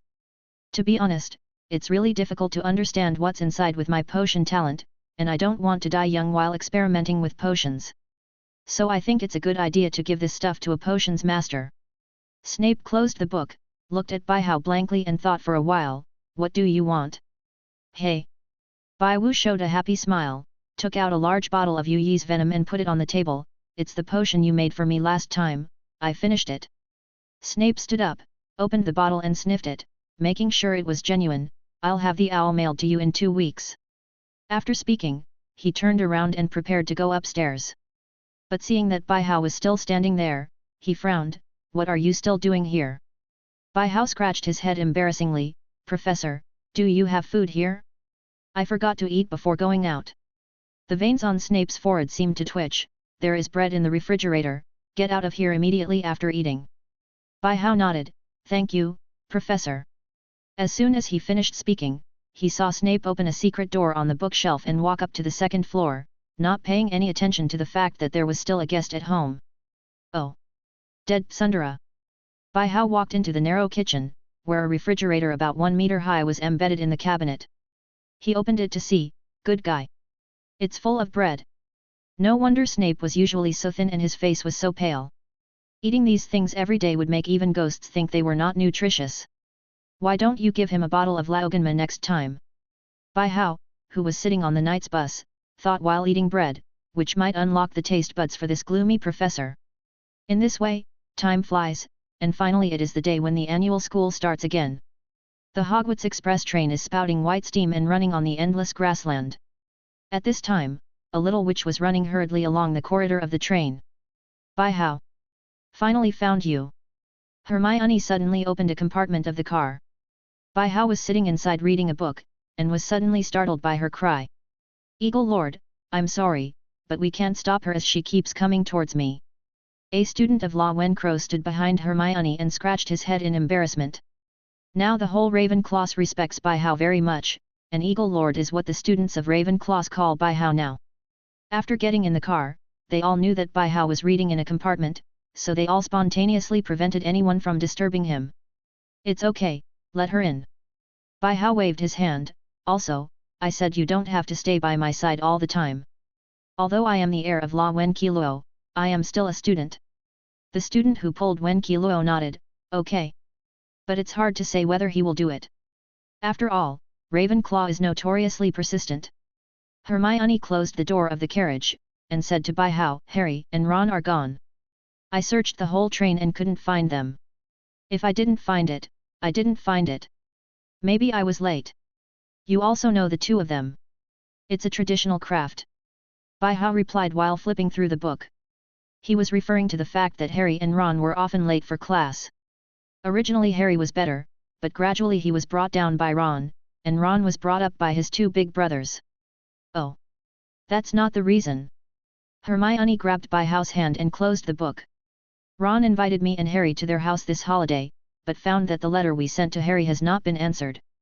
Then Fred went straight to Harry, and it turned out that his aunt had locked him in his room all this holiday. Fred then secretly rescued Harry, and Harry stayed at the Weasleys' house this holiday season.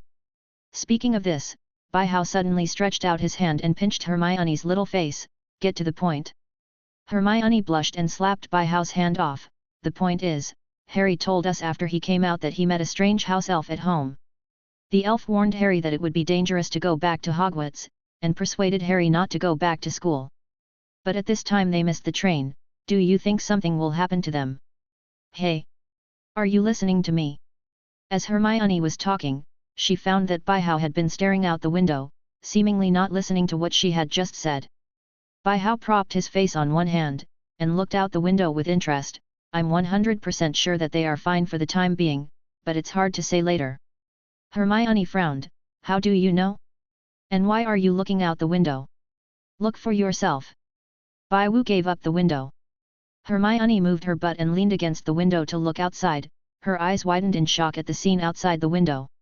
I saw a Ford Anglia 105e luxury version of the speeding car flying in mid-air, competing with the Hogwarts Express. She recognized this car, and when she was a guest at Weasley's house, Ron's father, Mr. Arthur, took her to introduce him to this proud work. How are they there? Exclaimed Hermione. Haha. Regardless of whether they are okay or not, anyway, I think Ron is going to have a big accident. By-How smiled and stood up happily. How can you still laugh? But By-How ignored her, and Hermione saw him open the door of the carriage compartment, and then shouted outside, La Wen Kilo. Boom. Boom. Boom. The sound of more than a dozen doors opening immediately echoed throughout the corridor of the carriage, and the kittens swarmed out. The car outside, try to rescue the people inside before reaching Hogwarts, but don't hurt the car. If someone can do it, I can answer any question he wants. Any comments? No problem. As soon as the voice fell, all the little eagles began to discuss the rescue plan. Under Hermione's stunned expression, By-How closed the compartment door again, and continued to look down at the book. Hermione looked at him blankly. Why are you doing this? You can solve this matter with a wave of your hand. By-How raised his head and looked out the window with a smile. That's right, in fact, this matter can be solved very simply, very simple. For a moment Hermione felt that his smile was a bit evil. As time passed, the Kitty Eagles came up with several plans one after another. Rescue Plan 1, send out several players from the La Wen Kilo Quidditch team to pick up Harry and Ron directly, and then send a person who can drive the car directly to the top of the train and fix it with magic. But when the little eagles were about to put this plan into practice, they found that there was no one in the whole school who could drive, let alone drive a modified magic speed car. So this plan passed.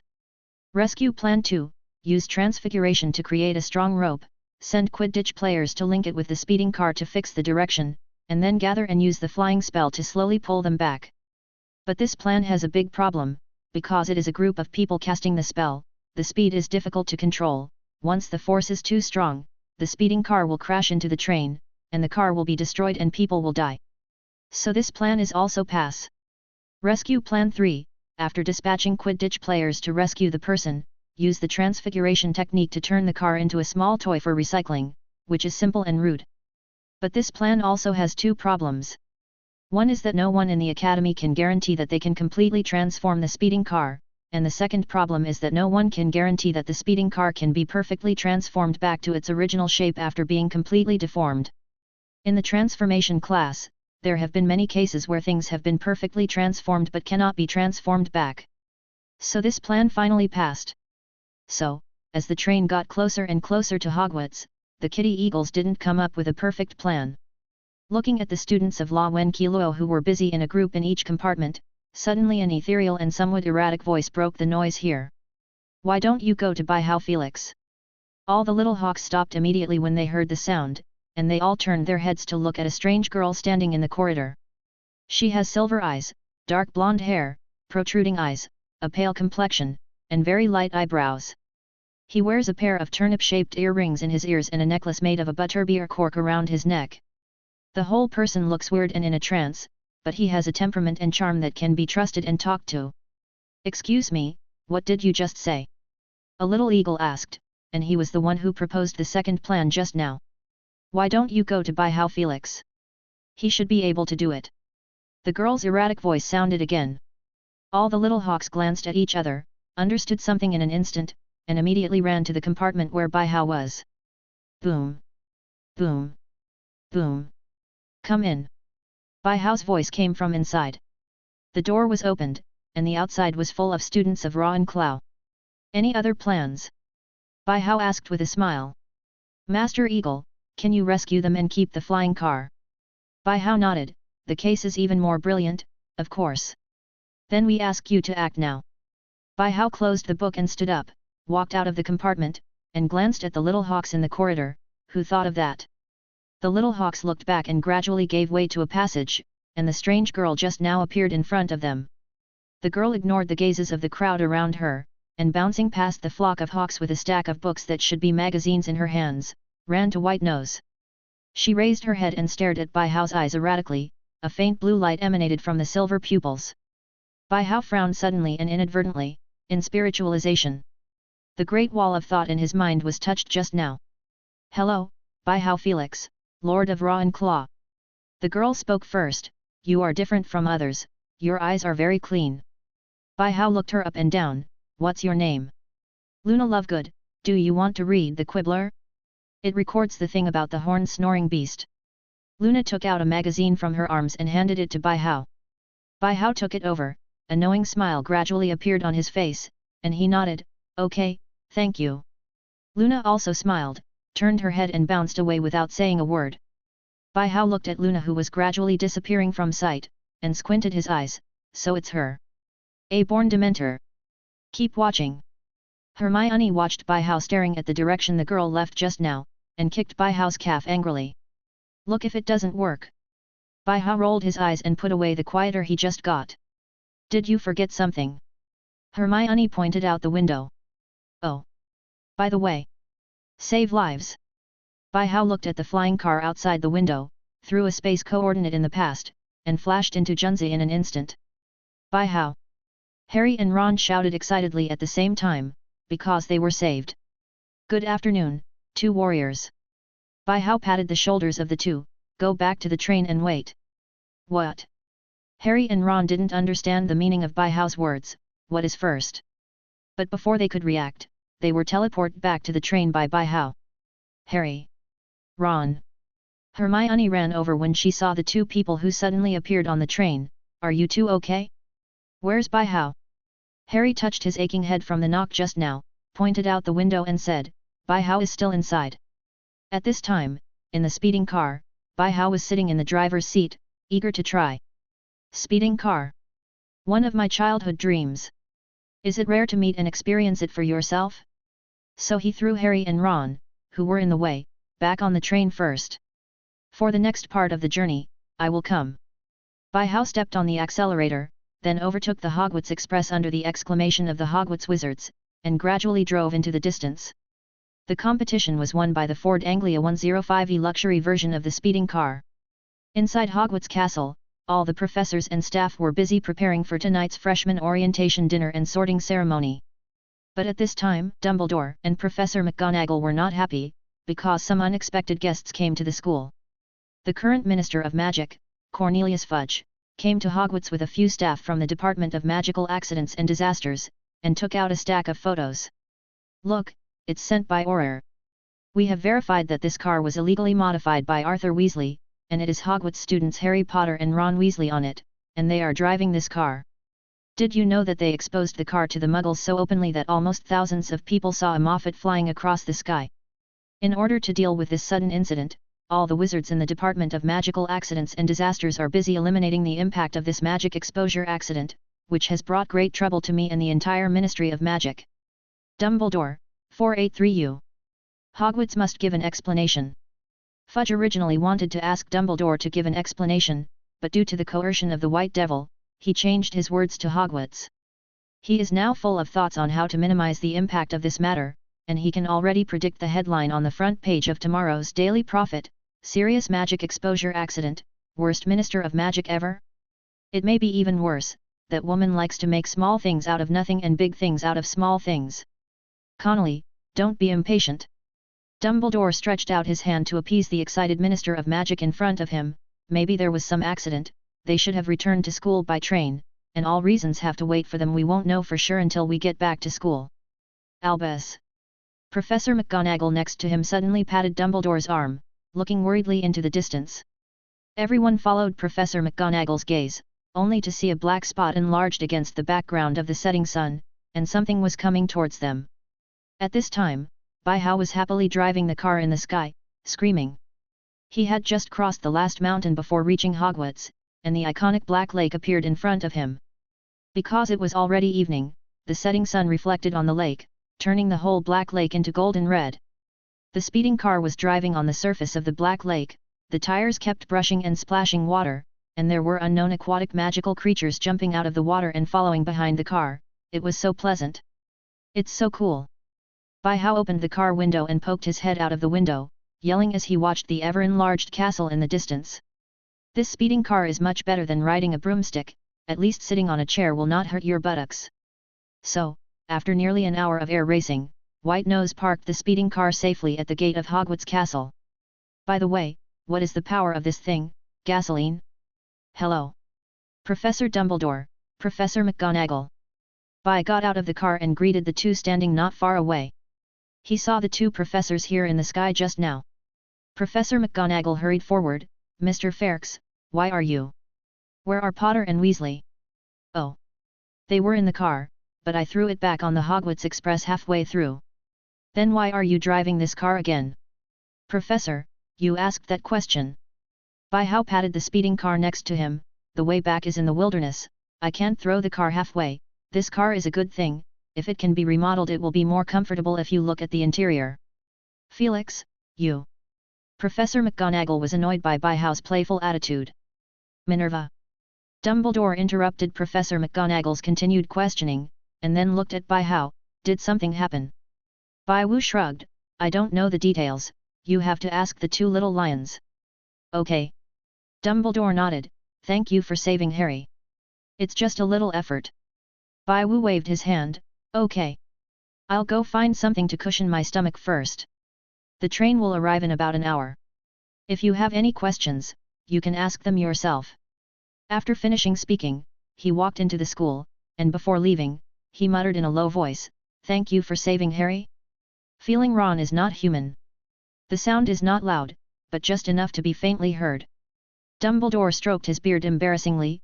Connolly, we will report this matter to the Ministry of Magic after we understand it clearly. If there is nothing else, you can also stay and attend the dinner tonight. There's no need for the dinner party, I have to go back to solve this speeding accident as soon as possible. Fudge frowned and looked in the direction Bai-Hao left. Who is he? He should also be a student of Hogwarts. Fudge felt that Dumbledore's attitude towards the little wizard was very different just now, as if he was talking to his peers. Oh, his name is Bai-Hao Ferex. Dumbledore also looked towards the direction of the castle. I think you all should have heard of his name. What? He just got the Bai-Hao Felix from La Wenqiluo's inheritance. Fudge suddenly yelled. No wonder he heard this name so familiar just now, he should take the initiative to get acquainted with this inheritor. You guys go back first, and deal with this accident as soon as possible. Fudge suddenly said to the staff of the Department of Magical Accidents and Disasters who had been standing by. Then he turned to Dumbledore again. As a graduate of Hogwarts, I think I'll be free to attend the dinner tonight. Dumbledore nodded as expected. Welcome. Welcome. Ah. Ah. On the other side, after about an hour of driving, the Hogwarts Express train blew its whistle as it entered the station. Ron, don't worry, I think the car will be fine. Harry got out of the car and said to Ron who was walking beside him. He tried to comfort Ron along the way, but it didn't seem to have much effect. Ron looked devastated, and looked in the direction of Hogwarts with empty eyes. Harry, you don't need to comfort me, it's useless. I drove the family's car out without permission. Let alone other things, my mother must have thought of killing me the first time she found out about this. You don't even know how scary she is when she gets angry. Harry didn't know what to say at this time. After all, he couldn't get away with this matter. Hermione glared at Ron sharply. What's the use of regretting now? Why did you go earlier? Why didn't you owl the school in the first place, since you knew Mrs. Molly was going to kill you? Is the school going to expel you because you can't get on the bus? Also, since you've all returned to Weasley's cabin, why don't you know how to wait for someone at home? As long as Mr. Arthur or Mrs. Molly come home, they will definitely have a way to send you back to school. And you are so lucky that you dare to think of driving back to Hogwarts by yourself. Can you drive? Can you reach the gas pedal with your legs in the seat? Can you see the road ahead? Still chasing the train, your brains may have been eaten by giant monsters. If Baihow wasn't here today, you might have caused a lot of trouble in 2.4. Harry and Ron were completely stunned by her sudden series of venomous tongues. Even the fear and nervousness disappeared suddenly. Ron tugged at Harry's robes. What's wrong with her? Gunpowder or Snape? It feels like she's been like this since we got in the car.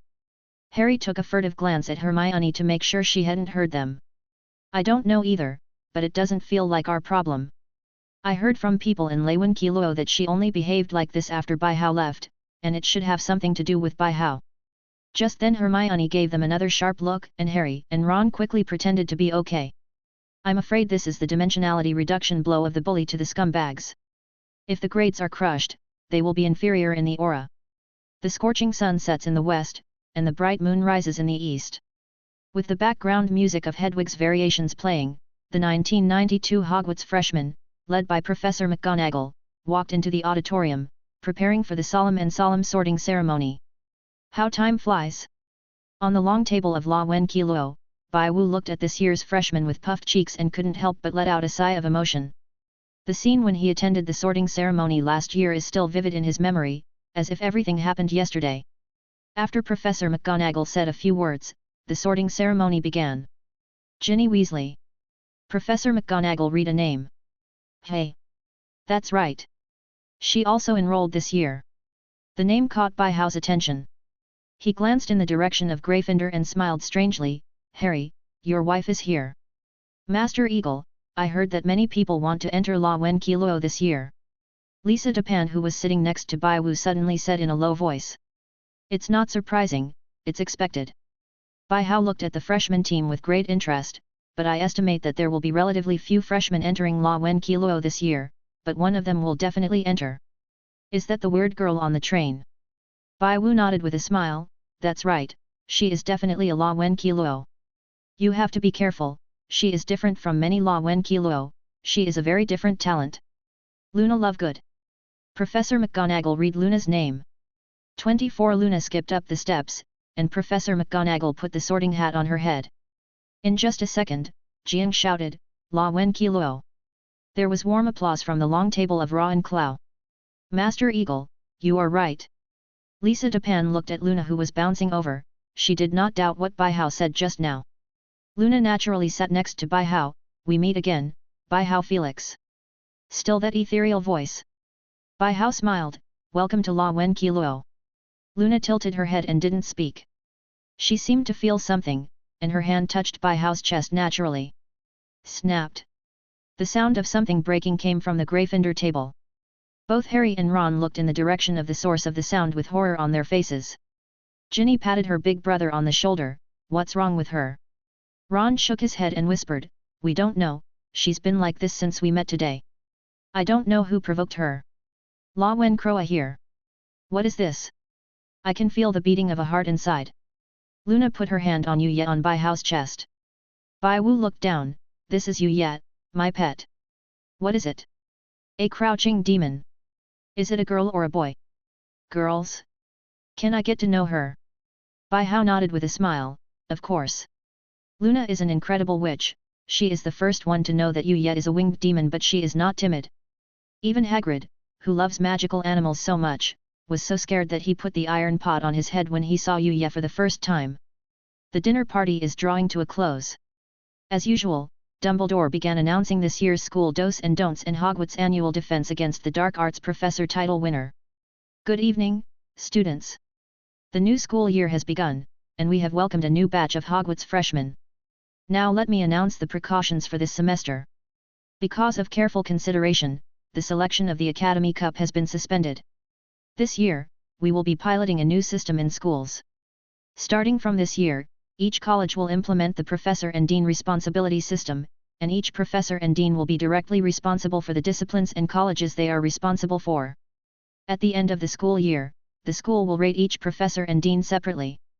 The Professor who ranks first in the subject will win the Best Professor Award of the Year, and the Dean who ranks first in the college will win the title of the Best Dean of the Year. Baihao raised his eyebrows when he heard this. The more he heard it, the more strange it became. What is this sense of familiarity coming from? Dumbledore continued. The school will hold 2 midterm and final exams in each semester, 6 times in one academic year, and the students' grades will determine the evaluation of each subject professor at the end of the academic year. After the end of the school year, each subject professor will rate the overall performance of each college for the year, each dean will rate the overall performance of the other 3 schools, and each dean will rate the other 3 deans. The comprehensive performance of the college includes students' subject scores, Quidditch competition points, the number of students who violate school rules in a year, etc. The sum of these 3 scores will directly determine the selection of the outstanding Dean of the Year.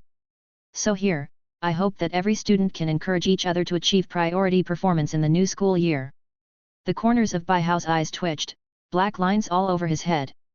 He said, how could there be a sense of familiarity? One day before, Dumbledore approached him and asked him to give some opinions on the school's new competition system, and he told him about the subject responsibility teaching system for later generations. But I didn't expect this old bee to copy it. The Academy Cup was originally a collective honor award for students, so relative to the students, the deans of each academy did not pay much attention to this trophy in the past. But it's different now. An award, a title. This is the honor of the professor. The 4 deans of Hogwarts are all excellent wizards, and they all have their own pride, otherwise they would not be the deans of the 4 major colleges. Well now, as soon as Dumbledore finished announcing, the 4 deans had already started fighting in secret. Baihao looked in the direction of the professor's seat. The eyes of the 4 deans started to fire. Especially Snape, with that look, he wished he could kill the other deans right away.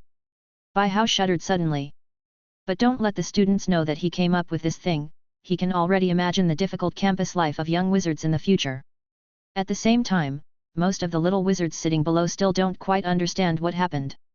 But some of these clever little wizards are already getting chills. They don't know whether this new system can form a good competition, but it is certain that the fight between gods will affect them. One of these professors counts as one, and none of them are fuel-efficient lamps. I am afraid that going to class in the future will be like fighting a war, and every minute and every second will be trembling. Did you propose this system? Luna suddenly asked from the side. What? Baihao couldn't hear what Luna was saying just now, and the surrounding environment was really noisy. This new system was proposed by you. This time Luna used a declarative sentence. Baihao immediately covered her mouth in horror. Crack! It seems that something is broken again. How do you know? Baihao looked around and let go of Luna's hand after making sure no one had heard what he said just now. You told me. Luna's eyes drifted, as if she had inadvertently activated her instigating ability. Are you afraid that others will cause you trouble if they find out? Don't worry too much about adults' affairs and children, you must never tell others about this. You know the harassing gadfly? I thought I saw it just now. Baihao scratched his head. Why did he talk about harassing gadfly again? It seems that he really needs a while to get used to this little witch's way of communicating. Dumbledore on the stage pressed his hands down to signal the students to be quiet. After announcing the new scoring system, I will announce another thing. Our renowned novelist, OBE, Gilderoy Lockhart, 3rd class, will be our defense against the Dark Arts Professor this year. That's all I have to say, thank you all. Oh. Yes. When 653 heard the news, there was a burst of excited screams from the crowd. I have to say that Lockhart's charm is really great, and many little witches are his fans. And Baihao is certainly not his fan. Although his novels are indeed well written, it still cannot hide the fact that he is a liar. How come the professors of defense against the dark arts for 2 consecutive terms are all graduates of La Wen Kilo, and they are all weird people? Lian. Bai Hao called back the name of a La Wen Kilo student, who is the prefect leading the first-year students tonight. Eagle Lord, what are your orders? Ryan Malik hurried over. After going back to the lounge, let the freshman answer the question of the 9 crows, and then let everyone go to the lounge. I have something to say to everyone. Ryan nodded seriously, okay. At the end of the dinner, the freshmen were taken away by the seniors of each college, and other students also left one after another. Mr. Felkes, please stay. Just as Bai Hao was about to leave, Dumbledore stopped him suddenly. You guys go back first. Bai Hao ordered the little hawks clustered around him. What's the matter? Professor Dumbledore. This is Cornelius Fudge, the current Minister of Magic, he wants to meet you. Dumbledore introduced a person beside him. Fudge stepped forward and held Bai Hao's hand very excitedly. Hi, Mr. Felkes, I've known you for a long time on the Daily Prophet, but it's a pity I haven't seen you until now. Hi, Minister Connolly. Bai Hao greeted him with a smile, welcome to Hogwarts. Then the two began to chat in an official way, and Bai Hao was able to get away after chatting for half an hour. Before leaving, Fudge even took him to take a photo. I have to say, it is really tiring to deal with the official people. What is the value of suffering? Bai Wuogong returned from the auditorium to the La Wen Kilo Tower, and he heard the voice of a raven asking questions as soon as he entered the door. Bai Hao checked to see that no one had spotted him, so he stepped forward to observe secretly. I saw that now all the people from La Wen Kilo Academy in the common room had arrived, and the first-year freshmen were standing in front of the bronze tree to answer questions, while others were sitting around and discussing in low voices. Although they are all freshmen answering the questions now, it does not prevent other La Wen Kilo from participating in the discussion of the questions. Bai Hao patted the shoulder of a student standing in front of him lightly. But the student ignored it, he was thinking about the raven problem just now. Seeing that he ignored him, Bai Hao patted him again, Aslan. But still no response. So Bai Hao stared at the dead fish eyes, and slowly stretched out his evil hands and put them on Aslan's waist, with his index fingers tensed. Hiss! Who is it? Aslan looked back angrily, but immediately turned into a wronged face. Master Eagle, why is it you? Yaslin K, now a 3rd grader of La Wen Crow, the chaser of the La Wen Crow Quidditch team, a tall and thin boy with blue pupils and glasses. Why it's not me? Bai Hao patted Aslan's arm. I just called you several times but didn't answer, what are you thinking? Aslan touched his waist, aren't you thinking about it? Okay, don't touch it, I don't use any force at all. Bai Hao rolled his eyes, then looked in the direction of the bronze tree. I ask you, how is the situation of the freshmen this year? Aslan adjusted his slightly crooked glasses. There are just 10 freshmen who have answered the transitional crow's questions so far, but so far none of the 10 freshmen have been able to reach the 3rd raven. Except her, Luna Lovegood. Aslan glanced at Luna who was standing in front of the bronze tree, with a hint of shock in his eyes. Master Eagle, you should know her, that weird girl on the train today. In just 10 minutes from the beginning to now, she has already answered the 6th raven. You must know that our best result is only the 6th one. Luna tilted her head when she heard Raven's question, looked at Raven with some doubts. Why is suffering valuable? No one wants to pursue suffering. Raven was silent for a while. That's right, no one will persist in suffering. Wow! There was an exclamation in the lounge. She passed. This eccentric girl broke the current best score in the Wen Kilo Bronze Tree quiz. The eyes of the 7th raven lit up, and the lounge returned to silence. Raven, what is the most precious? What kind of problem is this? Just 5 words made the little eagles present completely confused. Luna lowered her head and thought for a while. Things you can't get are the most precious. Raven pondered for a while. Not enough. Obviously Luna's answer did not satisfy Raven. Luna lowered her head slightly, showing a rare look of frustration. She was silent for a while, then looked up at Raven. I'm sorry, I can't think of a better answer. Oh. The surrounding La Wen Kilo sighed regretfully. They were very curious about the answer to this question. It would be great if the little witch could answer it. Crack! Crack! Crack! Suddenly a burst of applause sounded, attracting the attention of everyone in the restroom. Bai Hao clapped his hands and said loudly, Good evening everyone. Eagle Lord. Sorry, I shouldn't have disturbed everyone so late. Bai Hao walked to the middle of the lounge, but I think it's better to talk about some things earlier. But before that, I'd like to introduce myself to our freshmen here. Hello, new students. Bara. Skip this paragraph. Okay, everyone knows me, now I want to say something. This year's Defense Against the Dark Arts class, I decided that I will teach you all. Later, the seniors will count up the schedules of each grade, and then we will coordinate the time to attend the class together. In addition, I will teach you a magic. This magic can create a clone of yourself. The spell is Mirror Image. Later, the seniors will come to me to get the practice manual. Master Eagle, why? A little eagle suddenly raised his hand and asked, and the other little eagles also nodded. Is this too sudden? Isn't there a professor here? Why did Lord Eagle give them Defense Against the Dark Arts? You don't need to ask the specifics, you will know when you take a class from Professor Lockhart. Also, let me remind you that at the end of this school year, I will personally prepare an exam for you, but then I can only guarantee that you will not die. Okay, that's it. Disband. After Bai Hao finished speaking, he yo-yoed, he was afraid that the eaglets would grab him and ask around. Meanwhile, Harry and Ron were also called to Professor McGonagall's office to explain today's serious magical accident. Mr. Potter, Mr. Weasley. Do you have anything to say? Professor McGonagall was frowning and looking at the two seriously, and Dumbledore had given her full authority to deal with this matter. Professor McGonagall. Harry told everything from the appearance of an unknown house elf at home, to the two of him and Ron mounted on the pillars of platform 9 3/4, to how Bai Hao rescued them in the end. Professor McGonagall pondered for a while after listening. I see, we will check what you said. However, your actions have caused a serious magic exposure accident, and the Ministry of Magic is still dealing with the aftermath of this accident.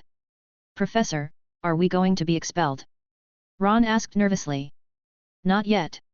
Professor McGonagall interrogated the two of them, but I want you two to remember what a serious mistake you made. I will write a letter to your family tonight, and I will be detained for copying the school rules 10 times. Both Harry and Ron looked at each other with their mouths wide open in shock. 10 times? I can't finish copying even if my hands are broken. Also, Professor McGonagall did not let them go. This semester, your grades in Transfiguration must reach an O. You don't want your Christmas vacation to go to waste either. Both Harry and Ron walked out of the office listlessly. They glanced at each other, and they could see each other's desperation for campus life in the new semester ahead. But then again, write a letter to the parents? This didn't seem to be punishing Harry, but rather venting his anger on Harry. Today is the first class of the new school year. Herbal Medicine class. Herbalism classrooms are actually the greenhouses and gardens of Hogwarts. It is located behind the castle and now has at least 3 conservatories that students use for their classes. Among them, the plants in the third greenhouse are more interesting and dangerous, such as poisonous tentacles and Mandela grass. Today's class is held in the third greenhouse, and Bai Hao came here early. Because of the reform of the school system, the classes in each college are no longer fixed. Today is the herbal medicine class held by Wen Qiluo and Slytherin. Good morning, students. When class time came, Professor Sprout walked into the classroom with his wand and shovel. Pomona Sprout, head of Hufflepuff House and professor of herbal medicine, she is a short witch with flowing grey hair. She usually wears a thick patched hat and is covered in dirt, because she always stays in the greenhouse and arranges flowers and plants. She is an optimistic and sympathetic person. And she started working with Professor McGonagall, Professor Flitwick, and others a long time ago. Good morning, Professor Sprout. Welcome to the second grade students to come to the third greenhouse. We start class. Professor Sprout pulled his sleeves and put a potted plant behind him in front of the students. Today I will introduce you to Mandela grass. Does anyone know the characteristics of Mandela grass? A kitty raised his hand first. Miss Isa. Professor Sprout looked at a short black-haired girl. She is the top student in the class of 1991 La Wen Qiluo. Isa, Mandela grass, also add scream grass, poison ginseng, and poison apple. Delagrass is a very dangerous plant, pulling its roots out of the soil will make it let out a deadly cry. But the cries of juvenile Mandela are not lethal and only make those who hear them faint for a few hours, so earmuffs are usually required when picking Mandela. At the same time, the Mandela grass can restore petrified people, and its leaves have become one of the most important materials for Animagus. Oh! Very detailed and wonderful answer, La Wen Kilogia is very good. Professor Sprout smiled happily and nodded at Isa. Professor, there are no extra points now. At this time, a voice suddenly reminded. Professor Sprout patted himself on the head. Oh! Sorry, I'm used to it. Thank you, Mr. Fix. Okay, let's continue. Today we are going to learn how to change the discs of Mandela. Professor Sprout took out an earmuff. Of course, our Mandela is still a seedling, so their cry is not fatal for the time being. Did everyone get the earmuffs I sent, Niu Zhao? Everyone picked up the earmuffs in their hands. Very good, please put it on now, hurry up. Professor Sprout put on the earmuffs and pressed them in hard. Must cover your ears tightly like me. Professor Sprout picked up the pot of Della grass in front of her, and grabbed the stems and leaves on it. Students, look after it, hold it tightly like this, and pull it out of the pot vigorously. 17. Boom! Boom! Boom! The Mandela was pulled out, making a harsh baby-like whine. The little snakes and the little eagles pressed their hands on the earmuffs reflexively, and the sound was very uncomfortable. After you pull it out, put it in another pot quickly, and then sprinkle it with dry to keep it warm. Until the soil is completely submerged, it won't cry anymore. Do you understand? Professor Sprout demonstrated a Mandela repotting from start to finish. It's very simple, if you don't know how to do it, find a piece of tofu and kill yourself. Now, you all have a pot of Della in front of you, and you all do what I did just now. Start. Bai Hao looked at the Della grass in front of him, stretched out his hand and pulled it out vigorously, and an extremely ugly grimacing grass root appeared in front of his eyes. He observed it carefully, and the more he looked at it, the more he felt that he had seen this Della grass face in some wasteland anime, and that thing seemed to be called spine goo. Bai Hao didn't rush to put the Mandela grass into the new pot, but secretly opened a crack of the earmuffs, and immediately he felt a strong dizziness hit his brain, and his vision blurred all of a sudden. He hastily put the earplugs back on, and then used sky magic to expel himself from the negative state. Boy, this Mandela is crying so hard. What he heard just now was not only the cry of this Mandela plant in his hand, but also the cry of the entire third greenhouse. He just felt as if someone had taken his brain out of his skull and hit it hard with a hammer. That feeling, whoever feels it knows. Shaking his drowsy head, Bai Hao stared at the Mandela grass in his hand with dead fish eyes, still crying. He grabbed a handful of dirt and stuffed it into the Mandela's mouth before filling it in a new pot. This thing is really loud. It's annoying to wear earmuffs. The herbal medicine class was over quickly, and before leaving the third greenhouse, Bai Hao took a few leaves of Mandela grass. Animagus refers to a wizard who can turn into a certain animal while retaining his own magical power. The way to become an animagus is 1. A single leaf of Mandela grass must be held in the mouth continuously for a full month, from full moon to full moon. At no time should the leaf be swallowed or taken out of the mouth. If the leaf leaves the mouth, the whole process must start all over again. 2. Take out the leaves at full moon, fill a crystal phial with saliva, soak the leaves in it, and let it receive the pure moonlight. If the night is cloudy, you will have to find a new Mandela grass leaf and start over came. Then add a strand of your hair and a silver teaspoon of dew to the moonlit crystal phial. Finally add a chrysalis. Keep this mixture in a quiet, dark place and don't look at it or disturb it until the next thunderstorm. 3. While waiting for the storm to come, the following actions should be performed every time the sun rises and sets. Point the tip of the magic wand to the heart, and recite the mantra, Amato, Animo, Animato, Animagus. Amato Animo Animato Animagus. 4. After drinking the potion, you will feel intense pain and 2 intense heartbeats, and the creature you are about to transform will appear in your mind. That's right, Bai Hao wants to try to cultivate Animagus. Why? Obviously he has the ability to accept magic, why bother to practice Animagus? In fact, there is no reason, just curious. Bai Hao wanted to see what animal he would turn into, and then he wanted to see if he could turn into an Animagus, a magical creature. Accept magic, the innate magic of the Strauss family. It can receive the power of monsters or animals and use it for itself, which can be divided into partial reception that only receives part of the target's body, and whole body reception that completely receives the target. After leaving the third greenhouse, Bai Hao came to the room of requirement with a mandala leaf in his mouth. I need a place that is wide enough. Pushing open the door and walking in, it was a room of about 500 square meters, which was empty. Bai Hao frowned. As the guild's residence, this place was not enough. But this may be the largest empty room that the Room of Requirement can provide. After all, its capabilities cannot exceed the scope of Hogwarts Castle. Bai Hao thought for a while, then went out again. I need a place to hide my stuff. Pushing open the door, it is the place where Voldemort hid the Horcrux before. This place is big enough, but there is too much waste and garbage. But since they are all things that no one wants, no one will care if they are set on fire, right? So Bai Hao began to summon fierce flame, and the blue-purple flame spread rapidly, and began to scurry around the entire room, vaguely forming a flame monster with wings. Looking at the hills of waste and rubbish around, according to the power of fiend fire, it would take at least half an hour to burn. It wasn't long anyway, so Bai Hao stayed outside the door while reading a book and waited. Ding! Bell! Bell! Bell! Half an hour passed quickly. Bai Hao stopped the magic clock, put away his books and stood up, ready to enter the Room of Requirement again. Mr. Felix! But at this moment, a son's voice interrupted his action of pushing the door. Bai Hao turned his head and looked. It turned out to be Professor McGonagall. Good afternoon, Professor McGonagall. Mr. Felix, what are you doing here? Professor McGonagall looked at Bai Hao as if he were looking at a suspect. She just happened to come to the 8th floor to find Dumbledore, but she didn't expect to meet a troublesome student here. According to past experience, as long as it is not during class time, once the student is not in the cafeteria and dormitory, he will be fine. Not to mention he's still in front of the Room of Requirement right now. Oh. Nothing, burn something. Bai Hao replied truthfully without changing his expression. What? Burning things?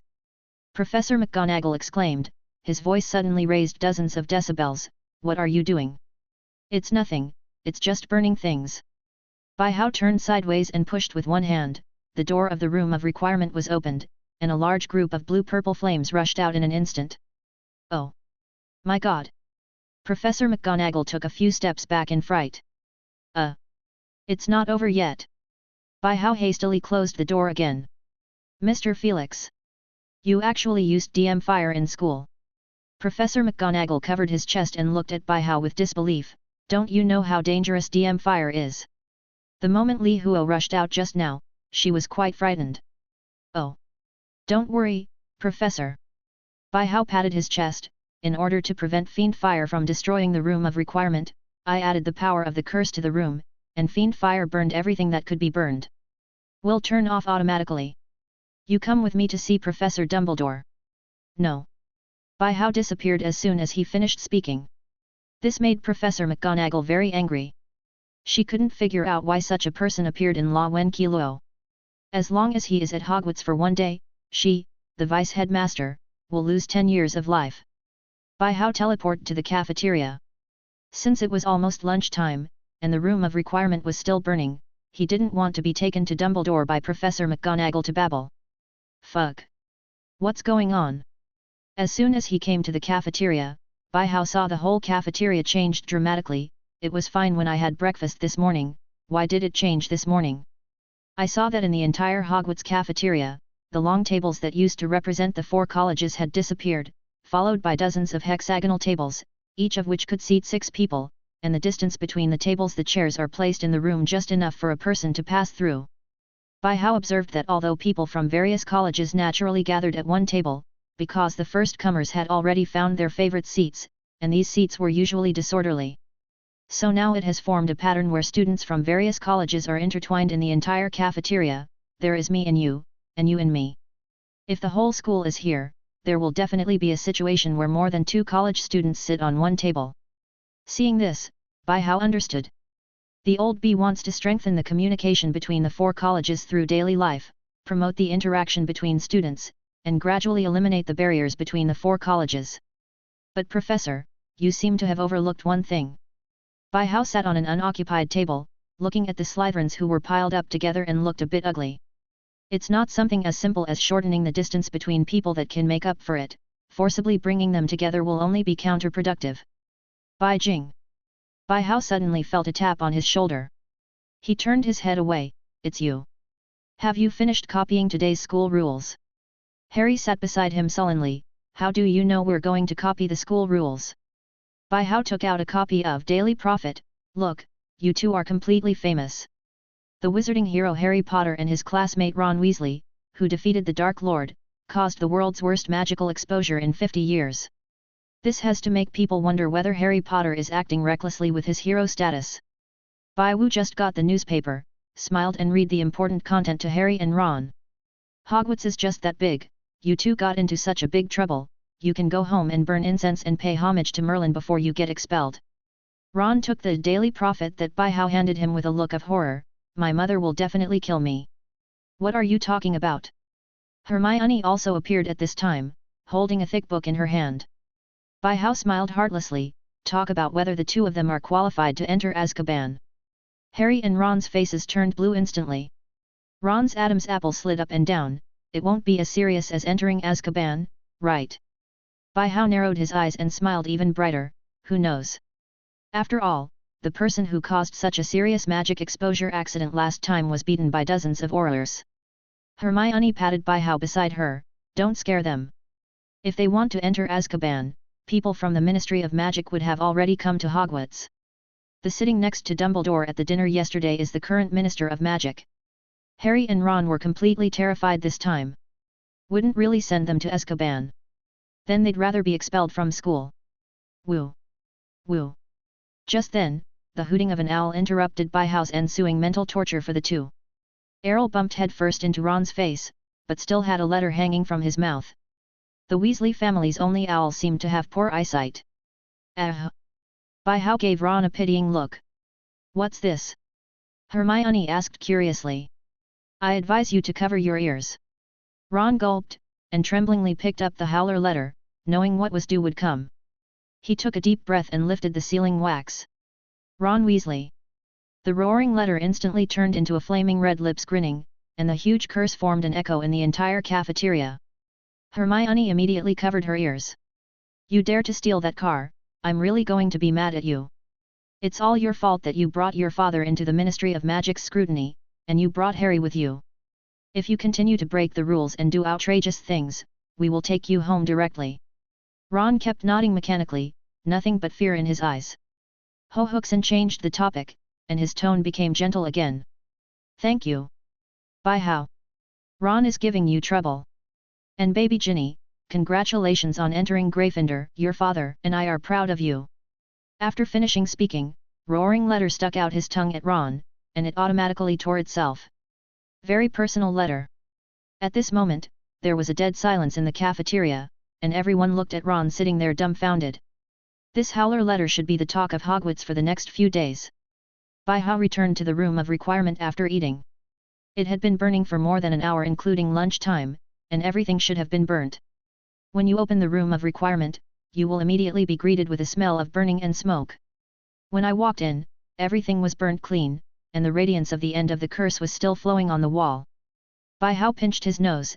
It stinks, there's no window here for ventilation. Scattered all curses, opened the door, and the blue magic circle lit up. The tornado formed by sky magic rolled up the remaining ashes and sent them outside the door along with the smell in the room. The rubbish outside is cleaned up by the house elves. Bai Hao looked at this room which was comparable to a Quidditch pitch. Such a large place was enough for the guild to live in. In the beginning, the 500 square meter room was used as a defense against the dark arts class for Ravenclaw's eaglets.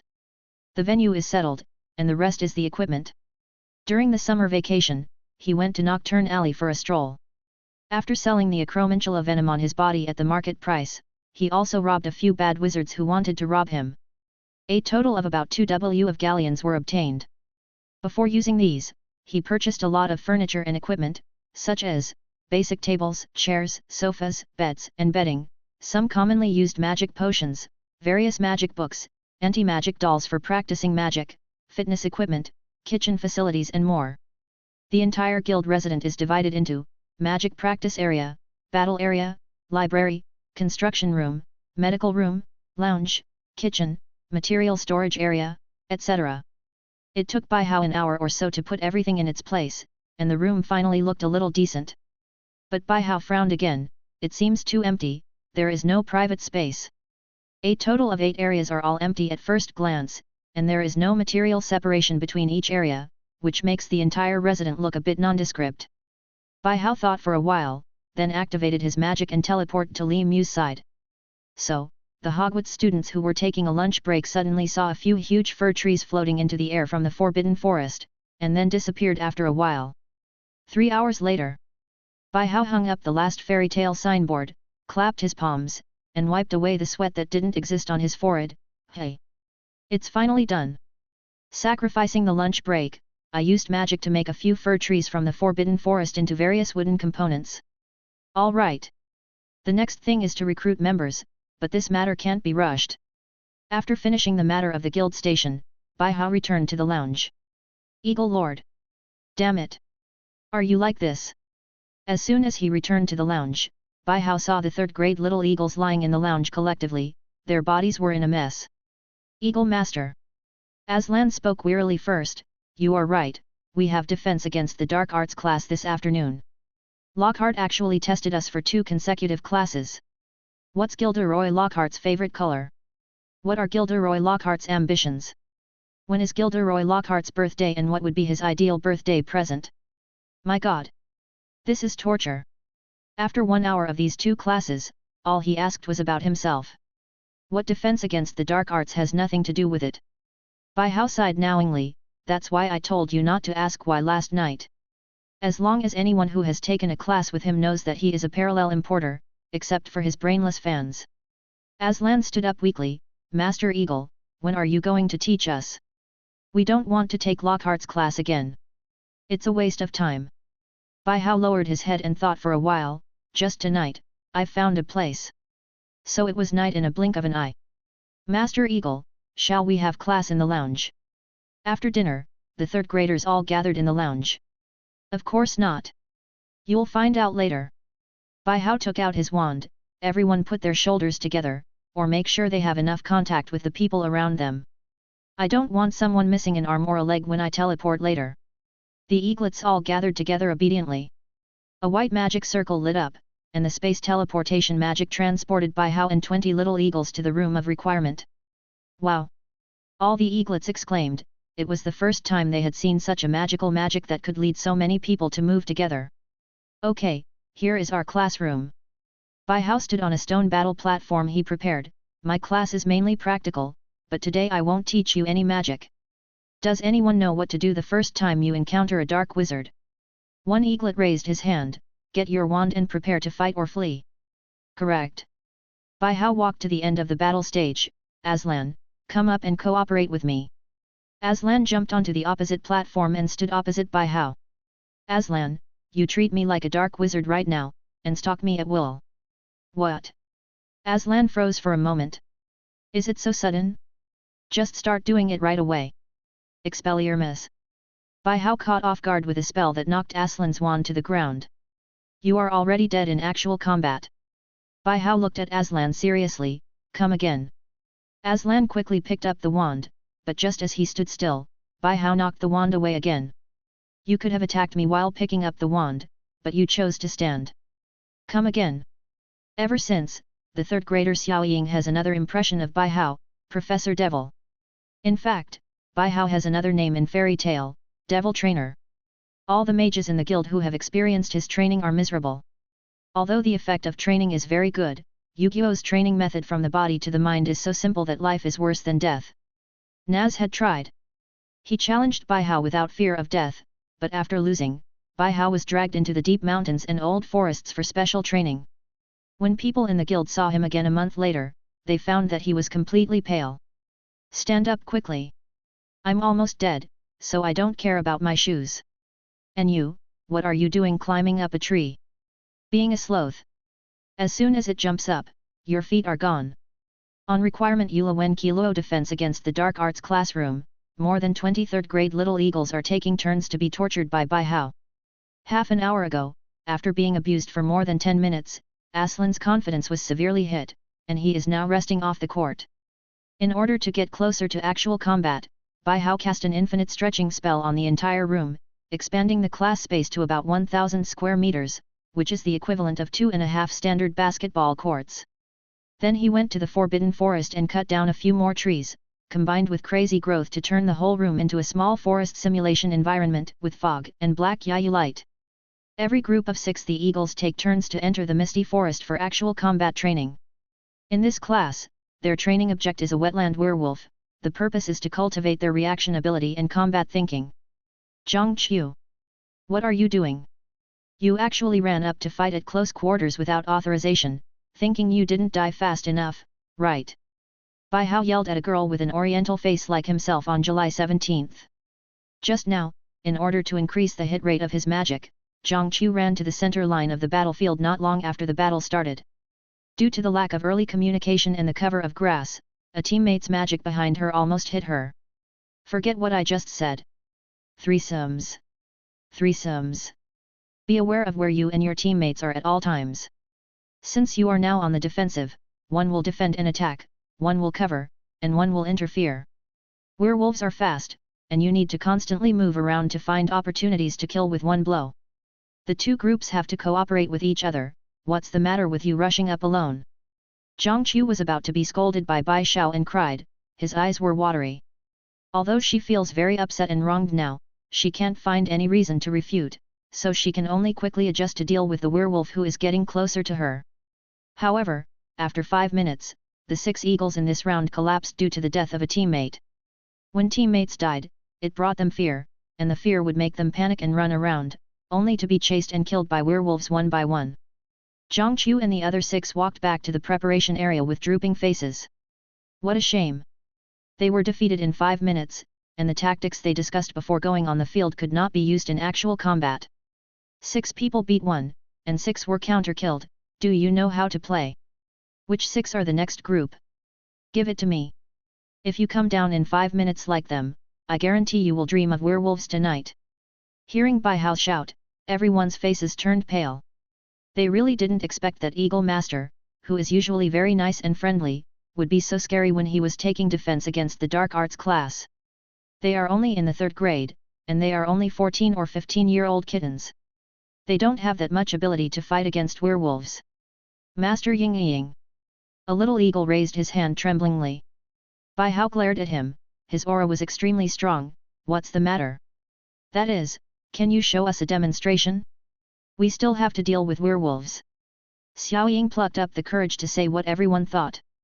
Looking at the simulated foggy forest, and the blood-red eyes of the werewolf hiding inside, with a humanized and fierce smile on his face, everyone's scalps are numb. Even if we know that this werewolf is fake, who wouldn't mind this scene? In fact, this is not their fault. The Hogwarts students of the class of 1990 actually only took a serious defense against the dark arts class for 1 school year. Last year, although Quirrell was not as good as Lockhart, he pretended to stutter, and he couldn't talk much in a class. So the old bee always finds people who mislead their children as professors. Okay. Show me everything. Bai Hao entered the forest without saying a word. The werewolf hid in the mist and shuttled through the grass, and suddenly jumped up and rushed towards Bai Hao. Bai Hao didn't move a step, and raised his magic wand, Reducto. The werewolf was instantly knocked down. Bai Hao calmly pointed to the dregs on the ground. Wow! That's it! Are you kidding me? The little eagles went crazy. If they had such a strong strength, would they still need to fight 6 against 1? But there is no way, the little eagles dare not speak out. Anyway, you know you can't die. The werewolf refreshed and returned to its place. The 6 eaglets forcibly suppressed the fear in their hearts, and tremblingly walked into the forest. The minute hand surpassed the hour hand and stopped at 12, but the hour hand lagged behind the 10 behind. In the common room of La Wen Kilo, in the middle of the night, there are still more than a dozen little eagles reading and thinking about the raven. But suddenly a dazzling white light flashed in the lounge, scaring them enough for an instant. What? What? Ryan rubbed his eyes, and suddenly found dozens of people in the lounge. Eagle Lord. Yes, after 2.5 hours of defense against the dark arts class, Bai Hao returned to the common room with all the eaglets. Bai Hao nodded. Good evening. Good evening. Li En nodded mechanically, and he looked behind Bai Hao again. What's the matter with Eagle Lord? I saw that the 3rd year Xiao Ying who came back all looked like they were about to be sucked dry, and everyone was listless, and their souls were about to go out of their bodies. Bai Wu turned his head and looked. It's nothing, I just gave them a defense against the dark arts class. Can defense against the dark arts become like this? Although Ryan was very curious, he didn't dare to ask too many questions. Okay, everyone disbands on the spot, and hurry up to learn mirror shape. I don't want to take you to class at night every time. Baihao stretched his waist and then disappeared. This evening was really cool. He's going to the kitchen to treat himself. Abuse of food really makes people happy physically and mentally. Seeing Baihao leave, Lin patted Aslan on the shoulder lightly. Aslan, what happened? Why did the last class become like this? Aslan raised his head and smirked, patted Ryan on the shoulder, and left without saying anything. The same happened to several other curious eaglets. The people waiting in the lounge looked at each other, with countless question marks on their heads. So 2 weeks passed in a blink of an eye, and all the students in Ravenclaw were tortured by Baihao one after another, except for the first graders. Because they have just entered school and can't spell many spells, it is impossible for Baihao to frantically let them face the werewolf. So Baihao's task for them is to study, pass exams and take exams. Fortunately, there are no fans of Lockhart among the first-year kitty eagles, otherwise this would be a very headache. Mirror image Crete image. The voice of practicing magic came from time to time in Ravenclaw's common room. After a period of practice, most of the students in Ravenclaw College have mastered mirror isoform Crete image. And the purpose of practicing this magic is very simple, to skip class. The little eagles who have already taken a defense against the dark arts class said that whoever falls in love with this class will take it. Anyway, they should not be stupid. At this time, Baihao was sitting at a table, struggling to write something. What are you doing? Luna suddenly appeared and sat next to Baihao, looking at what he was writing in his hands like a dream. I'm writing the guild's recruitment announcement. Baihao continued to write without looking up. He heard that it was Luna, after all, her ethereal and erratic voice was so distinctive. What is a guild? A place where people can rely on each other. When Baihao said this, memories flashed in his eyes. Fairy tale. Luna noticed the words fairy tale on the bulletin written by Baihao. Why is it called this name? A lot of people don't like them in 2.1. Baihao stopped writing. For me, goblins are a kind of legendary elves. They are not ugly, but a kind of creature that symbolizes beauty. But whether the goblins have tails, whether they exist themselves, is a mystery. Because of this, fairy tale represents eternal unknown and adventure. Luna tilted her head, staring at Baihao's eyes erratically. Is it like a horn-snoring beast? Baihao suddenly showed a puzzled expression. The horn-snoring beast? Is it the kind of magical creature written in the Quibbler? He had read this magazine carefully, and the content in it was very novel, but also very absurd. It's very shy, and like the chrysalis, it often likes to hide where people can't see it. Baihao smiled, stood up and touched Luna's little head. You will find them. Luna tilted her head and watched Baihao leave, with her hands in her ears as if trying to drive away something. It seemed to her that there were harassing flies flying around. The Hogwarts student bulletin board seemed unusually lively today, and many young wizards stood in front of the bulletin board and didn't know what they were looking at. Harry, come and see. Neville called to stop Harry and Ron who were passing by. Neville, what are you looking at? Harry ran over. Neville pointed to an announcement on the bulletin board. Look, Baihao seems to have established some kind of guild. Harry and Ron looked up and saw the notice read. Dear students. Partner is not just a word, a partner is a feeling, a person who can be trusted unconditionally. Please let me be your cling. There will be a time when I need to rely on you. In times of pain and sorrow, I will be by your side. You are never alone. Count the shining stars in the sky, that is the number of hope. Feeling the breeze passing by is a premonition leading to tomorrow. Come, let us step forward with the beat of the fairy song. We hereby solemnly declare that the Fairy Tale Guild has been formally established. Joining the guild can obtain the qualification to learn powerful magic abilities. Guild President, Baihao Felix. Members, Cedric Diggory, Hermione Granger. Guild Rules. 1. The Sanhedrin prohibits all malicious fighting. 2. From the moment the fairy tale badge is engraved, guild members are family members to each other. 3. Please always remember that the wand in your hand must always be pointed at the enemy. 4. Please firmly believe that even if the road is different, you must never underestimate the 24 lives of yourself and your companions, and you must not forget the companions you cherished in the past throughout your life. 5. All disputes in the guild will be decided through duel mode. 6. Without violating Article 2, there are no restrictions on the content, method, and bet of the duel. 7. No matter how much you quarrel, no matter what happens, the companions of fairy tale need each other, and respond to each other. 8. Please rely on fairy tale. 9. Never do anything that is not good for fairy tale. 10. The most powerful force in the world is the fetters. Guild member selection time, September 30th. Location, Hogwarts Atrium Lawn. Volunteers are welcome to sign up, and I will personally select all of you. Signed, by How Felix Stays, Fairy Tale Guild Emblem. What the hell is this guild doing? Ron didn't know what to do. Everyone shook their heads, which was beyond everyone's understanding. At the same time, Cedric and Hermione also received a light and shadow message from By How at the same time, find me opposite the tapestry of Barnabas on the 8th floor with the troll stick. The two set off immediately after receiving the message. Cedric arrived first, and he walked over from a distance. By How, or should I call you Eagle Lord? By How rolled his eyes at him. You don't belong to La Wen Kilo, what are you calling me Eagle Master? Just kidding. Cedric scratched his head. By the way, I was asked to come here. This has to wait. White stink. Oh. No need, it's already here. Originally, By How wanted to wait for Hermione to come, but before he could say anything, she had already arrived. Come with me. Bai Wu went straight to the room of requirement. Cedric and Hermione followed. Is there a door here? Cedric looked at the door in front of him suspiciously. He had been in Hogwarts for 3 years, and although he went up to the 8th floor less frequently, he still knew that this place was originally a wall. This is the room of response, and it is also the residence of our guild. Bai Wu explained, it is a magical room that can fulfill people's wishes to a certain extent. The guild? The one you posted on the bulletin board. Hermione heard some news on the way here. Bai How nodded, yes, I will explain this later. Pushing open the door of the room of requirement, the fairy tale residence was displayed in front of the three of them. My God!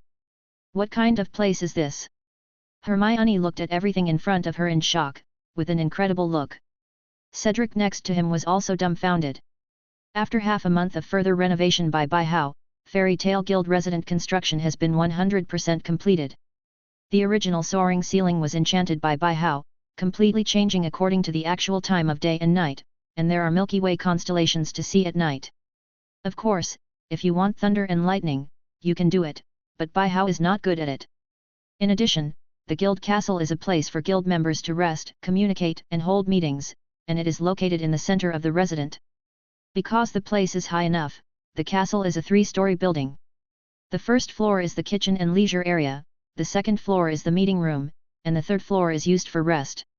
In front of the castle is a huge square, and in the middle of the square is a fountain with some common fish caught in the Black Lake. There are many shrubs around the fountain. Bai How went to the Forbidden Forest to catch a lot of cattails, and some piggies are raised here. On the left side of the castle is the library and material storage room. Bai How put almost all the useful books he could find in the library, with a total of more than 10,000 books. On the right side of the castle is a 2-story gymnasium and medical room. Behind the castle is the magic practice area and the station area. There are 2 2-story small houses in the practice area, one is used for brewing potions for interested people in the guild, and the other is used for meditation and practice. Bai How set up a magic gathering circle here. Next to the 2 small houses is a large open space, on which more than a dozen self-repairing dolls are placed for guild members to practice magic. As the name suggests, the battle zone is a place to resolve conflicts within the guild, but it can also be used for magic exercises or duels between divisions. So, do you all understand? Inside the guild castle, Bai How was frowning and looking at the 2 stupid people in front of him. He had just explained to the 2 of them the significance of the establishment of the guild. So, you set up this guild just to reform Hogwarts. Hermione was still a little overwhelmed, and everything she saw just now was too shocking. Part of the reason. Bai How took a sip of milk tea. There are some things you don't know right now. Why do I feel that the more I look at you, the more I look like the Dark Lord? Cedric showed a strange look.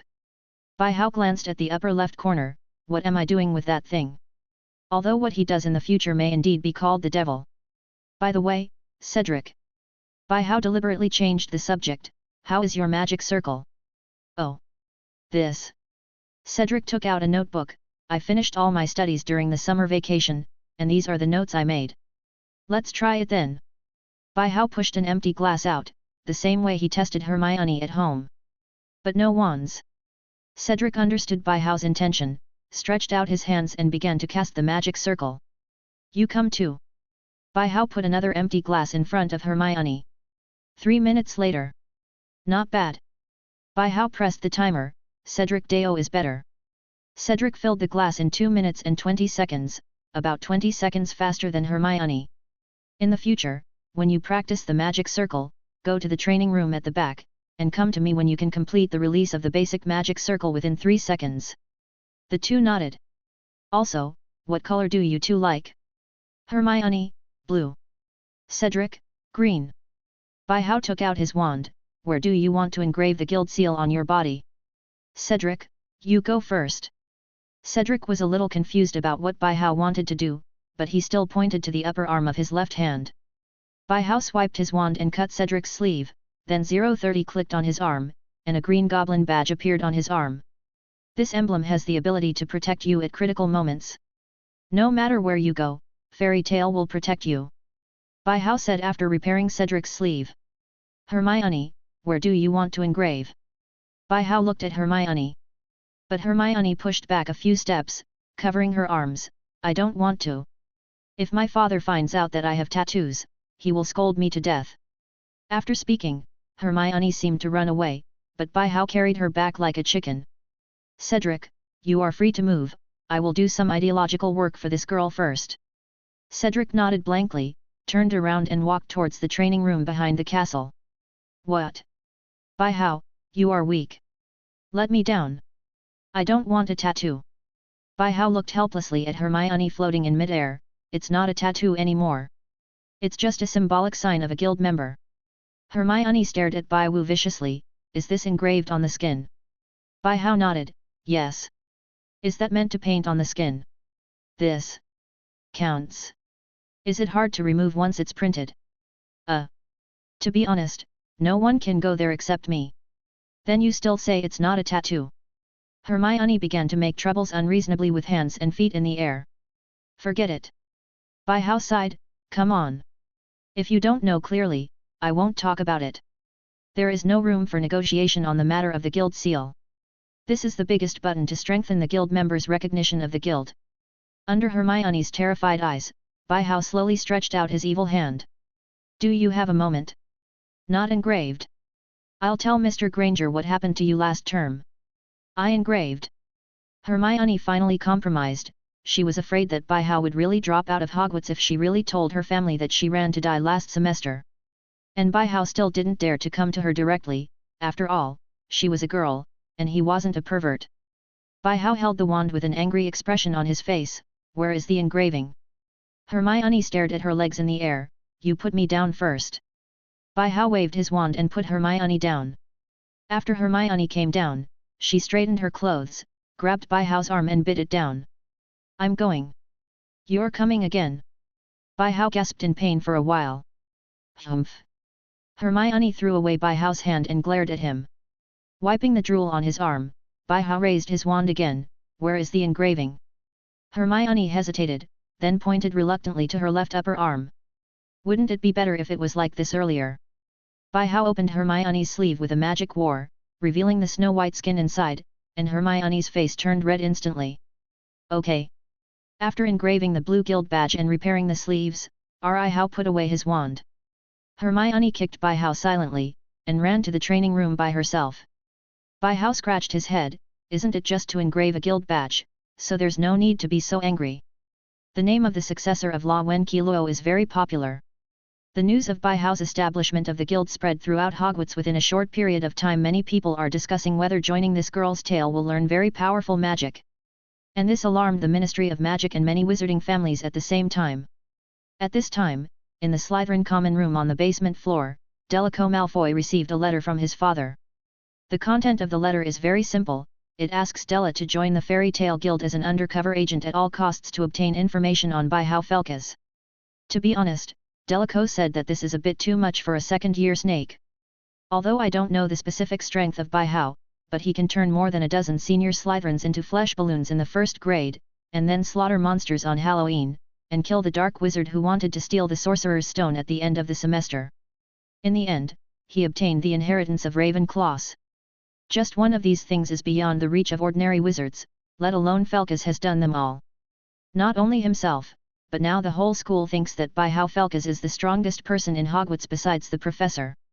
It is also because of this that Slytherin has restrained himself a lot in the face of Ravenclaw now, and he does not have the attitude of wanting to look at people with his nostrils as he walked on the road in the past. But Della didn't dare to disobey his father's order. He could only say that he would try his best, but if he couldn't do it, he couldn't be blamed. He couldn't be forced into the guild just because of his surname Malfoy if others didn't accept him.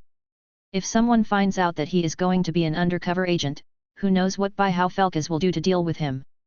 On the other side, compared to the actions of the Malfoy family, the Ministry of Magic seemed a little restless. Albus, what is this guild for? Cornelius Fudge heard the news and came to Hogwarts to find Dumbledore himself, with the purpose of asking about the Fairy Tale Guild. Matter. Connolly, are you here just because of this matter? Dumbledore said calmly, it's just a normal student organization, just used to promote communication among students. After all, as you know, Hogwarts has undergone some reforms this year. There are some things that professors cannot intervene but students can do. Is it really that simple? Fudge looked skeptical. La Wenqiluo's successor, you know the weight of this title. Are you really sure he has no other thoughts? Dumbledore shook his head, of course not. Connolly, you are too nervous, you must know that even though Felkas is the successor of La Wenqiluo, he is still a second-year student. Did you expect him to have anything special in mind? Fudge wrinkled his nose and thought for a moment, okay, but I have a request. This so-called Fairy Tale Guild needs to register with the Ministry of Magic, and clarify the nature and function of the guild, and everyone who joins must register with the Ministry of Magic.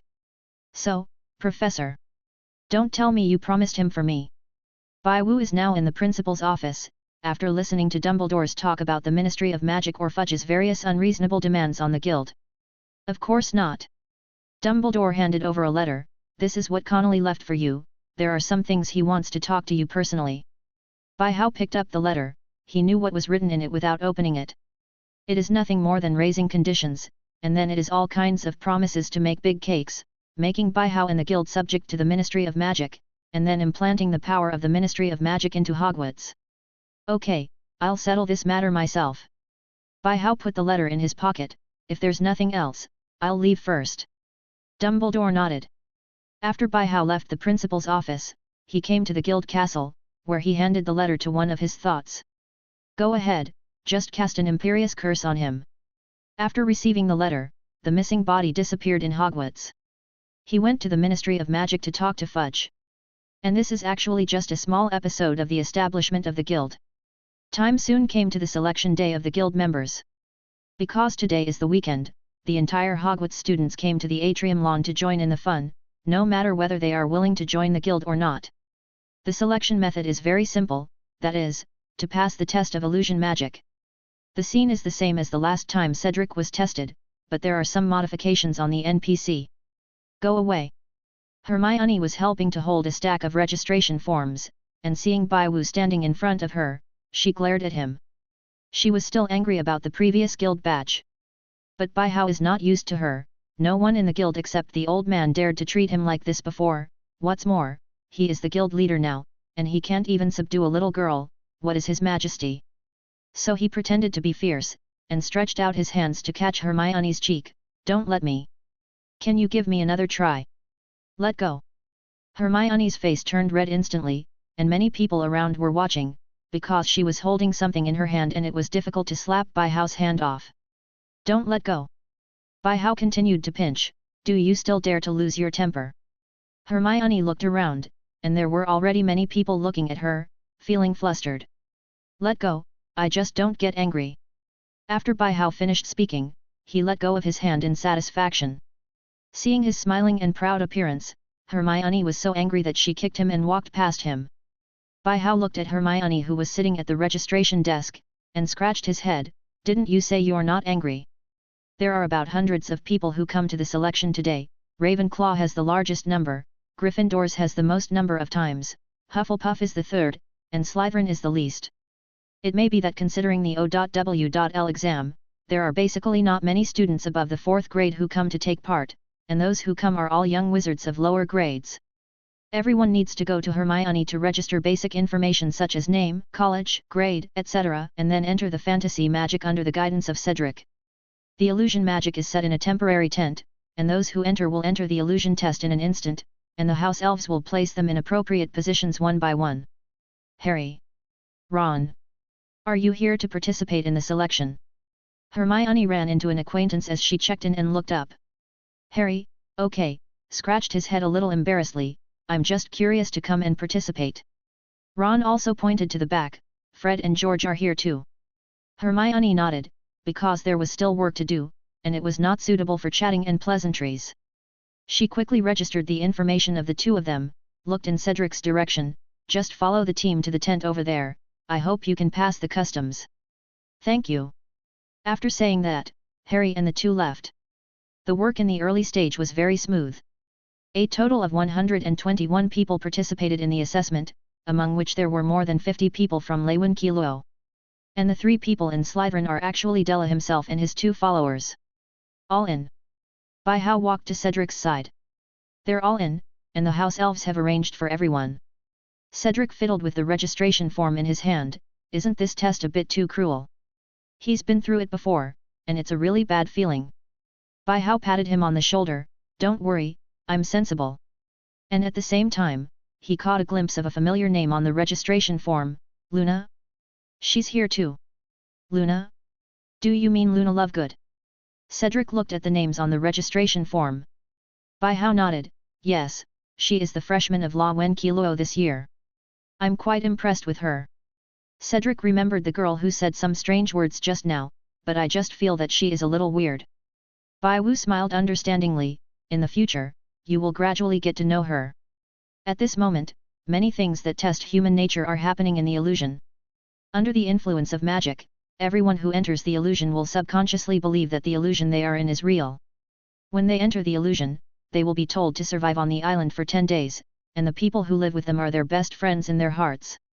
Strictly speaking, the food and water in the illusion can only last for 7 days, and how they pass the test depends on their own choices.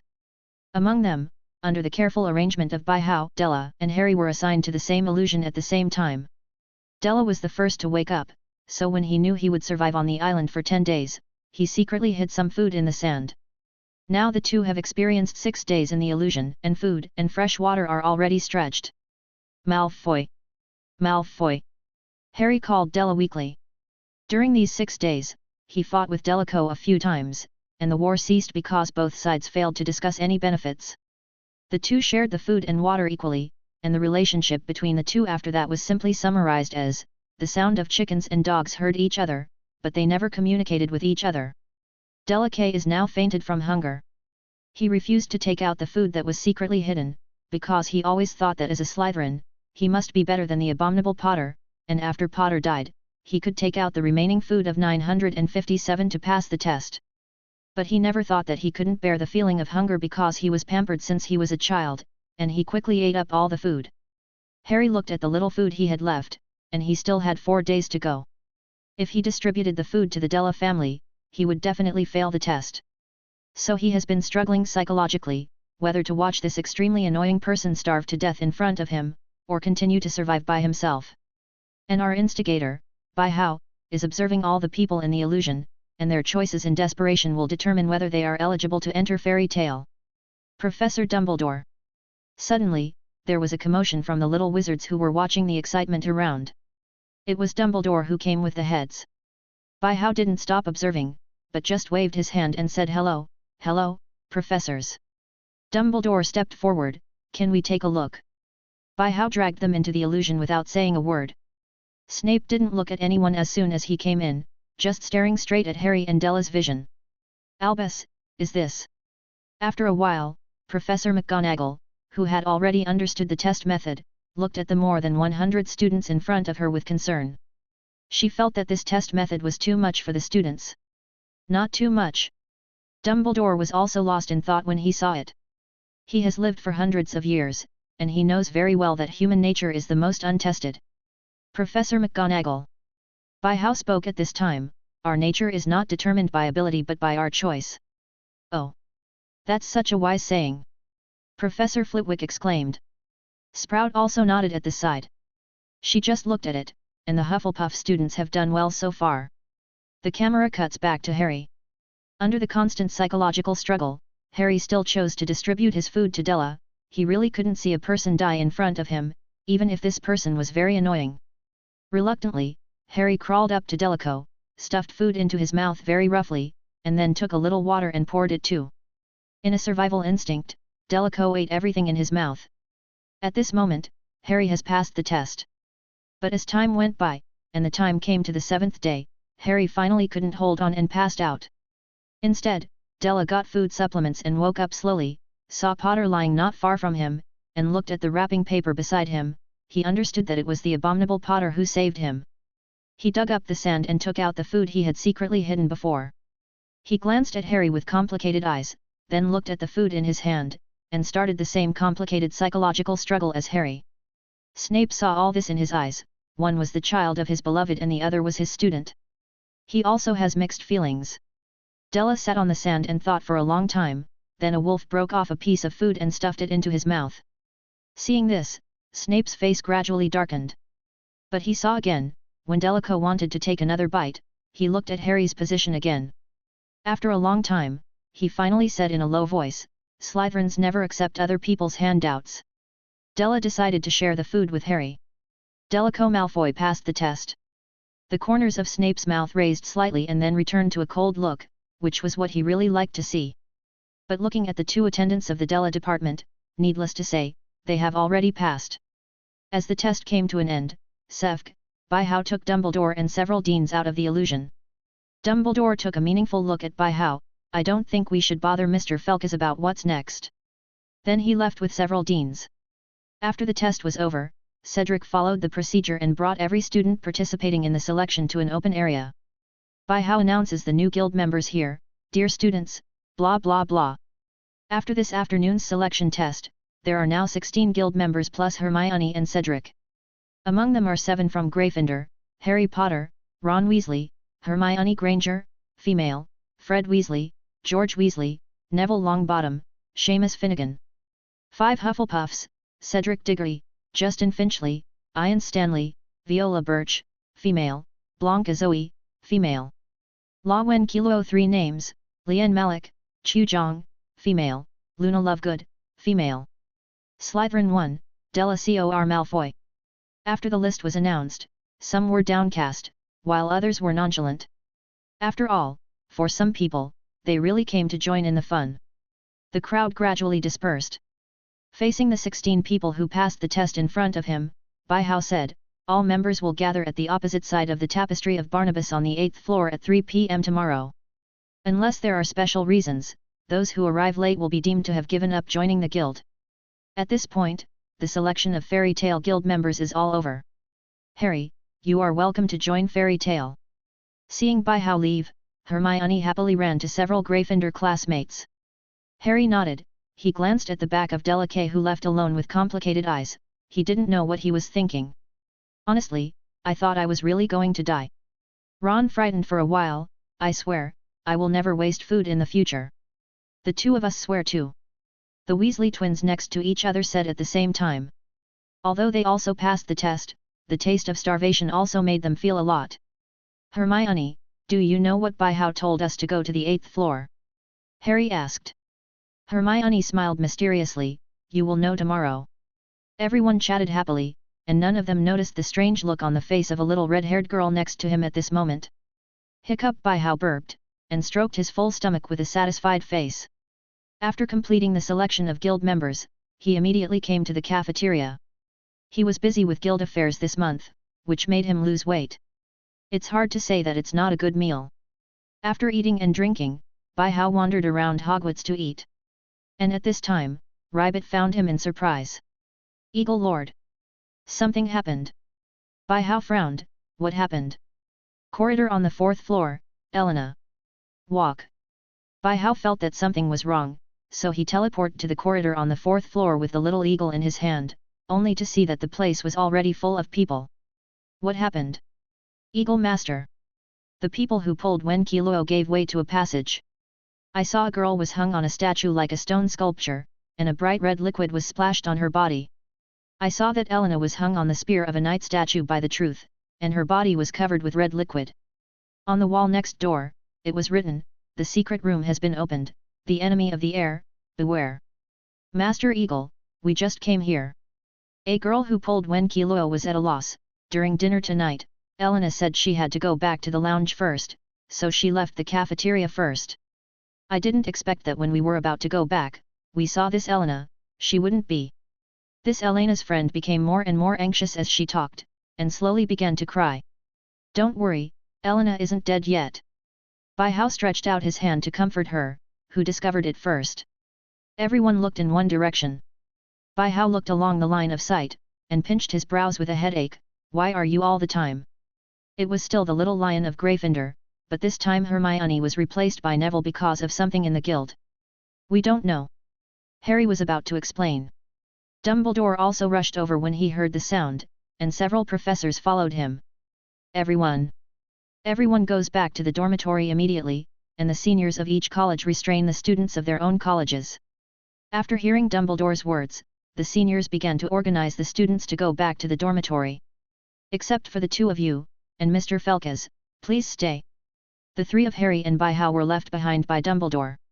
"Eagle Lord, Elena she." The girl who pulled when Kilo looked at her friend worriedly before leaving. "Don't worry, nothing will happen." Bai Hao smiled softly, "I assure you that she will return to the academy soon." "Lean, take her back.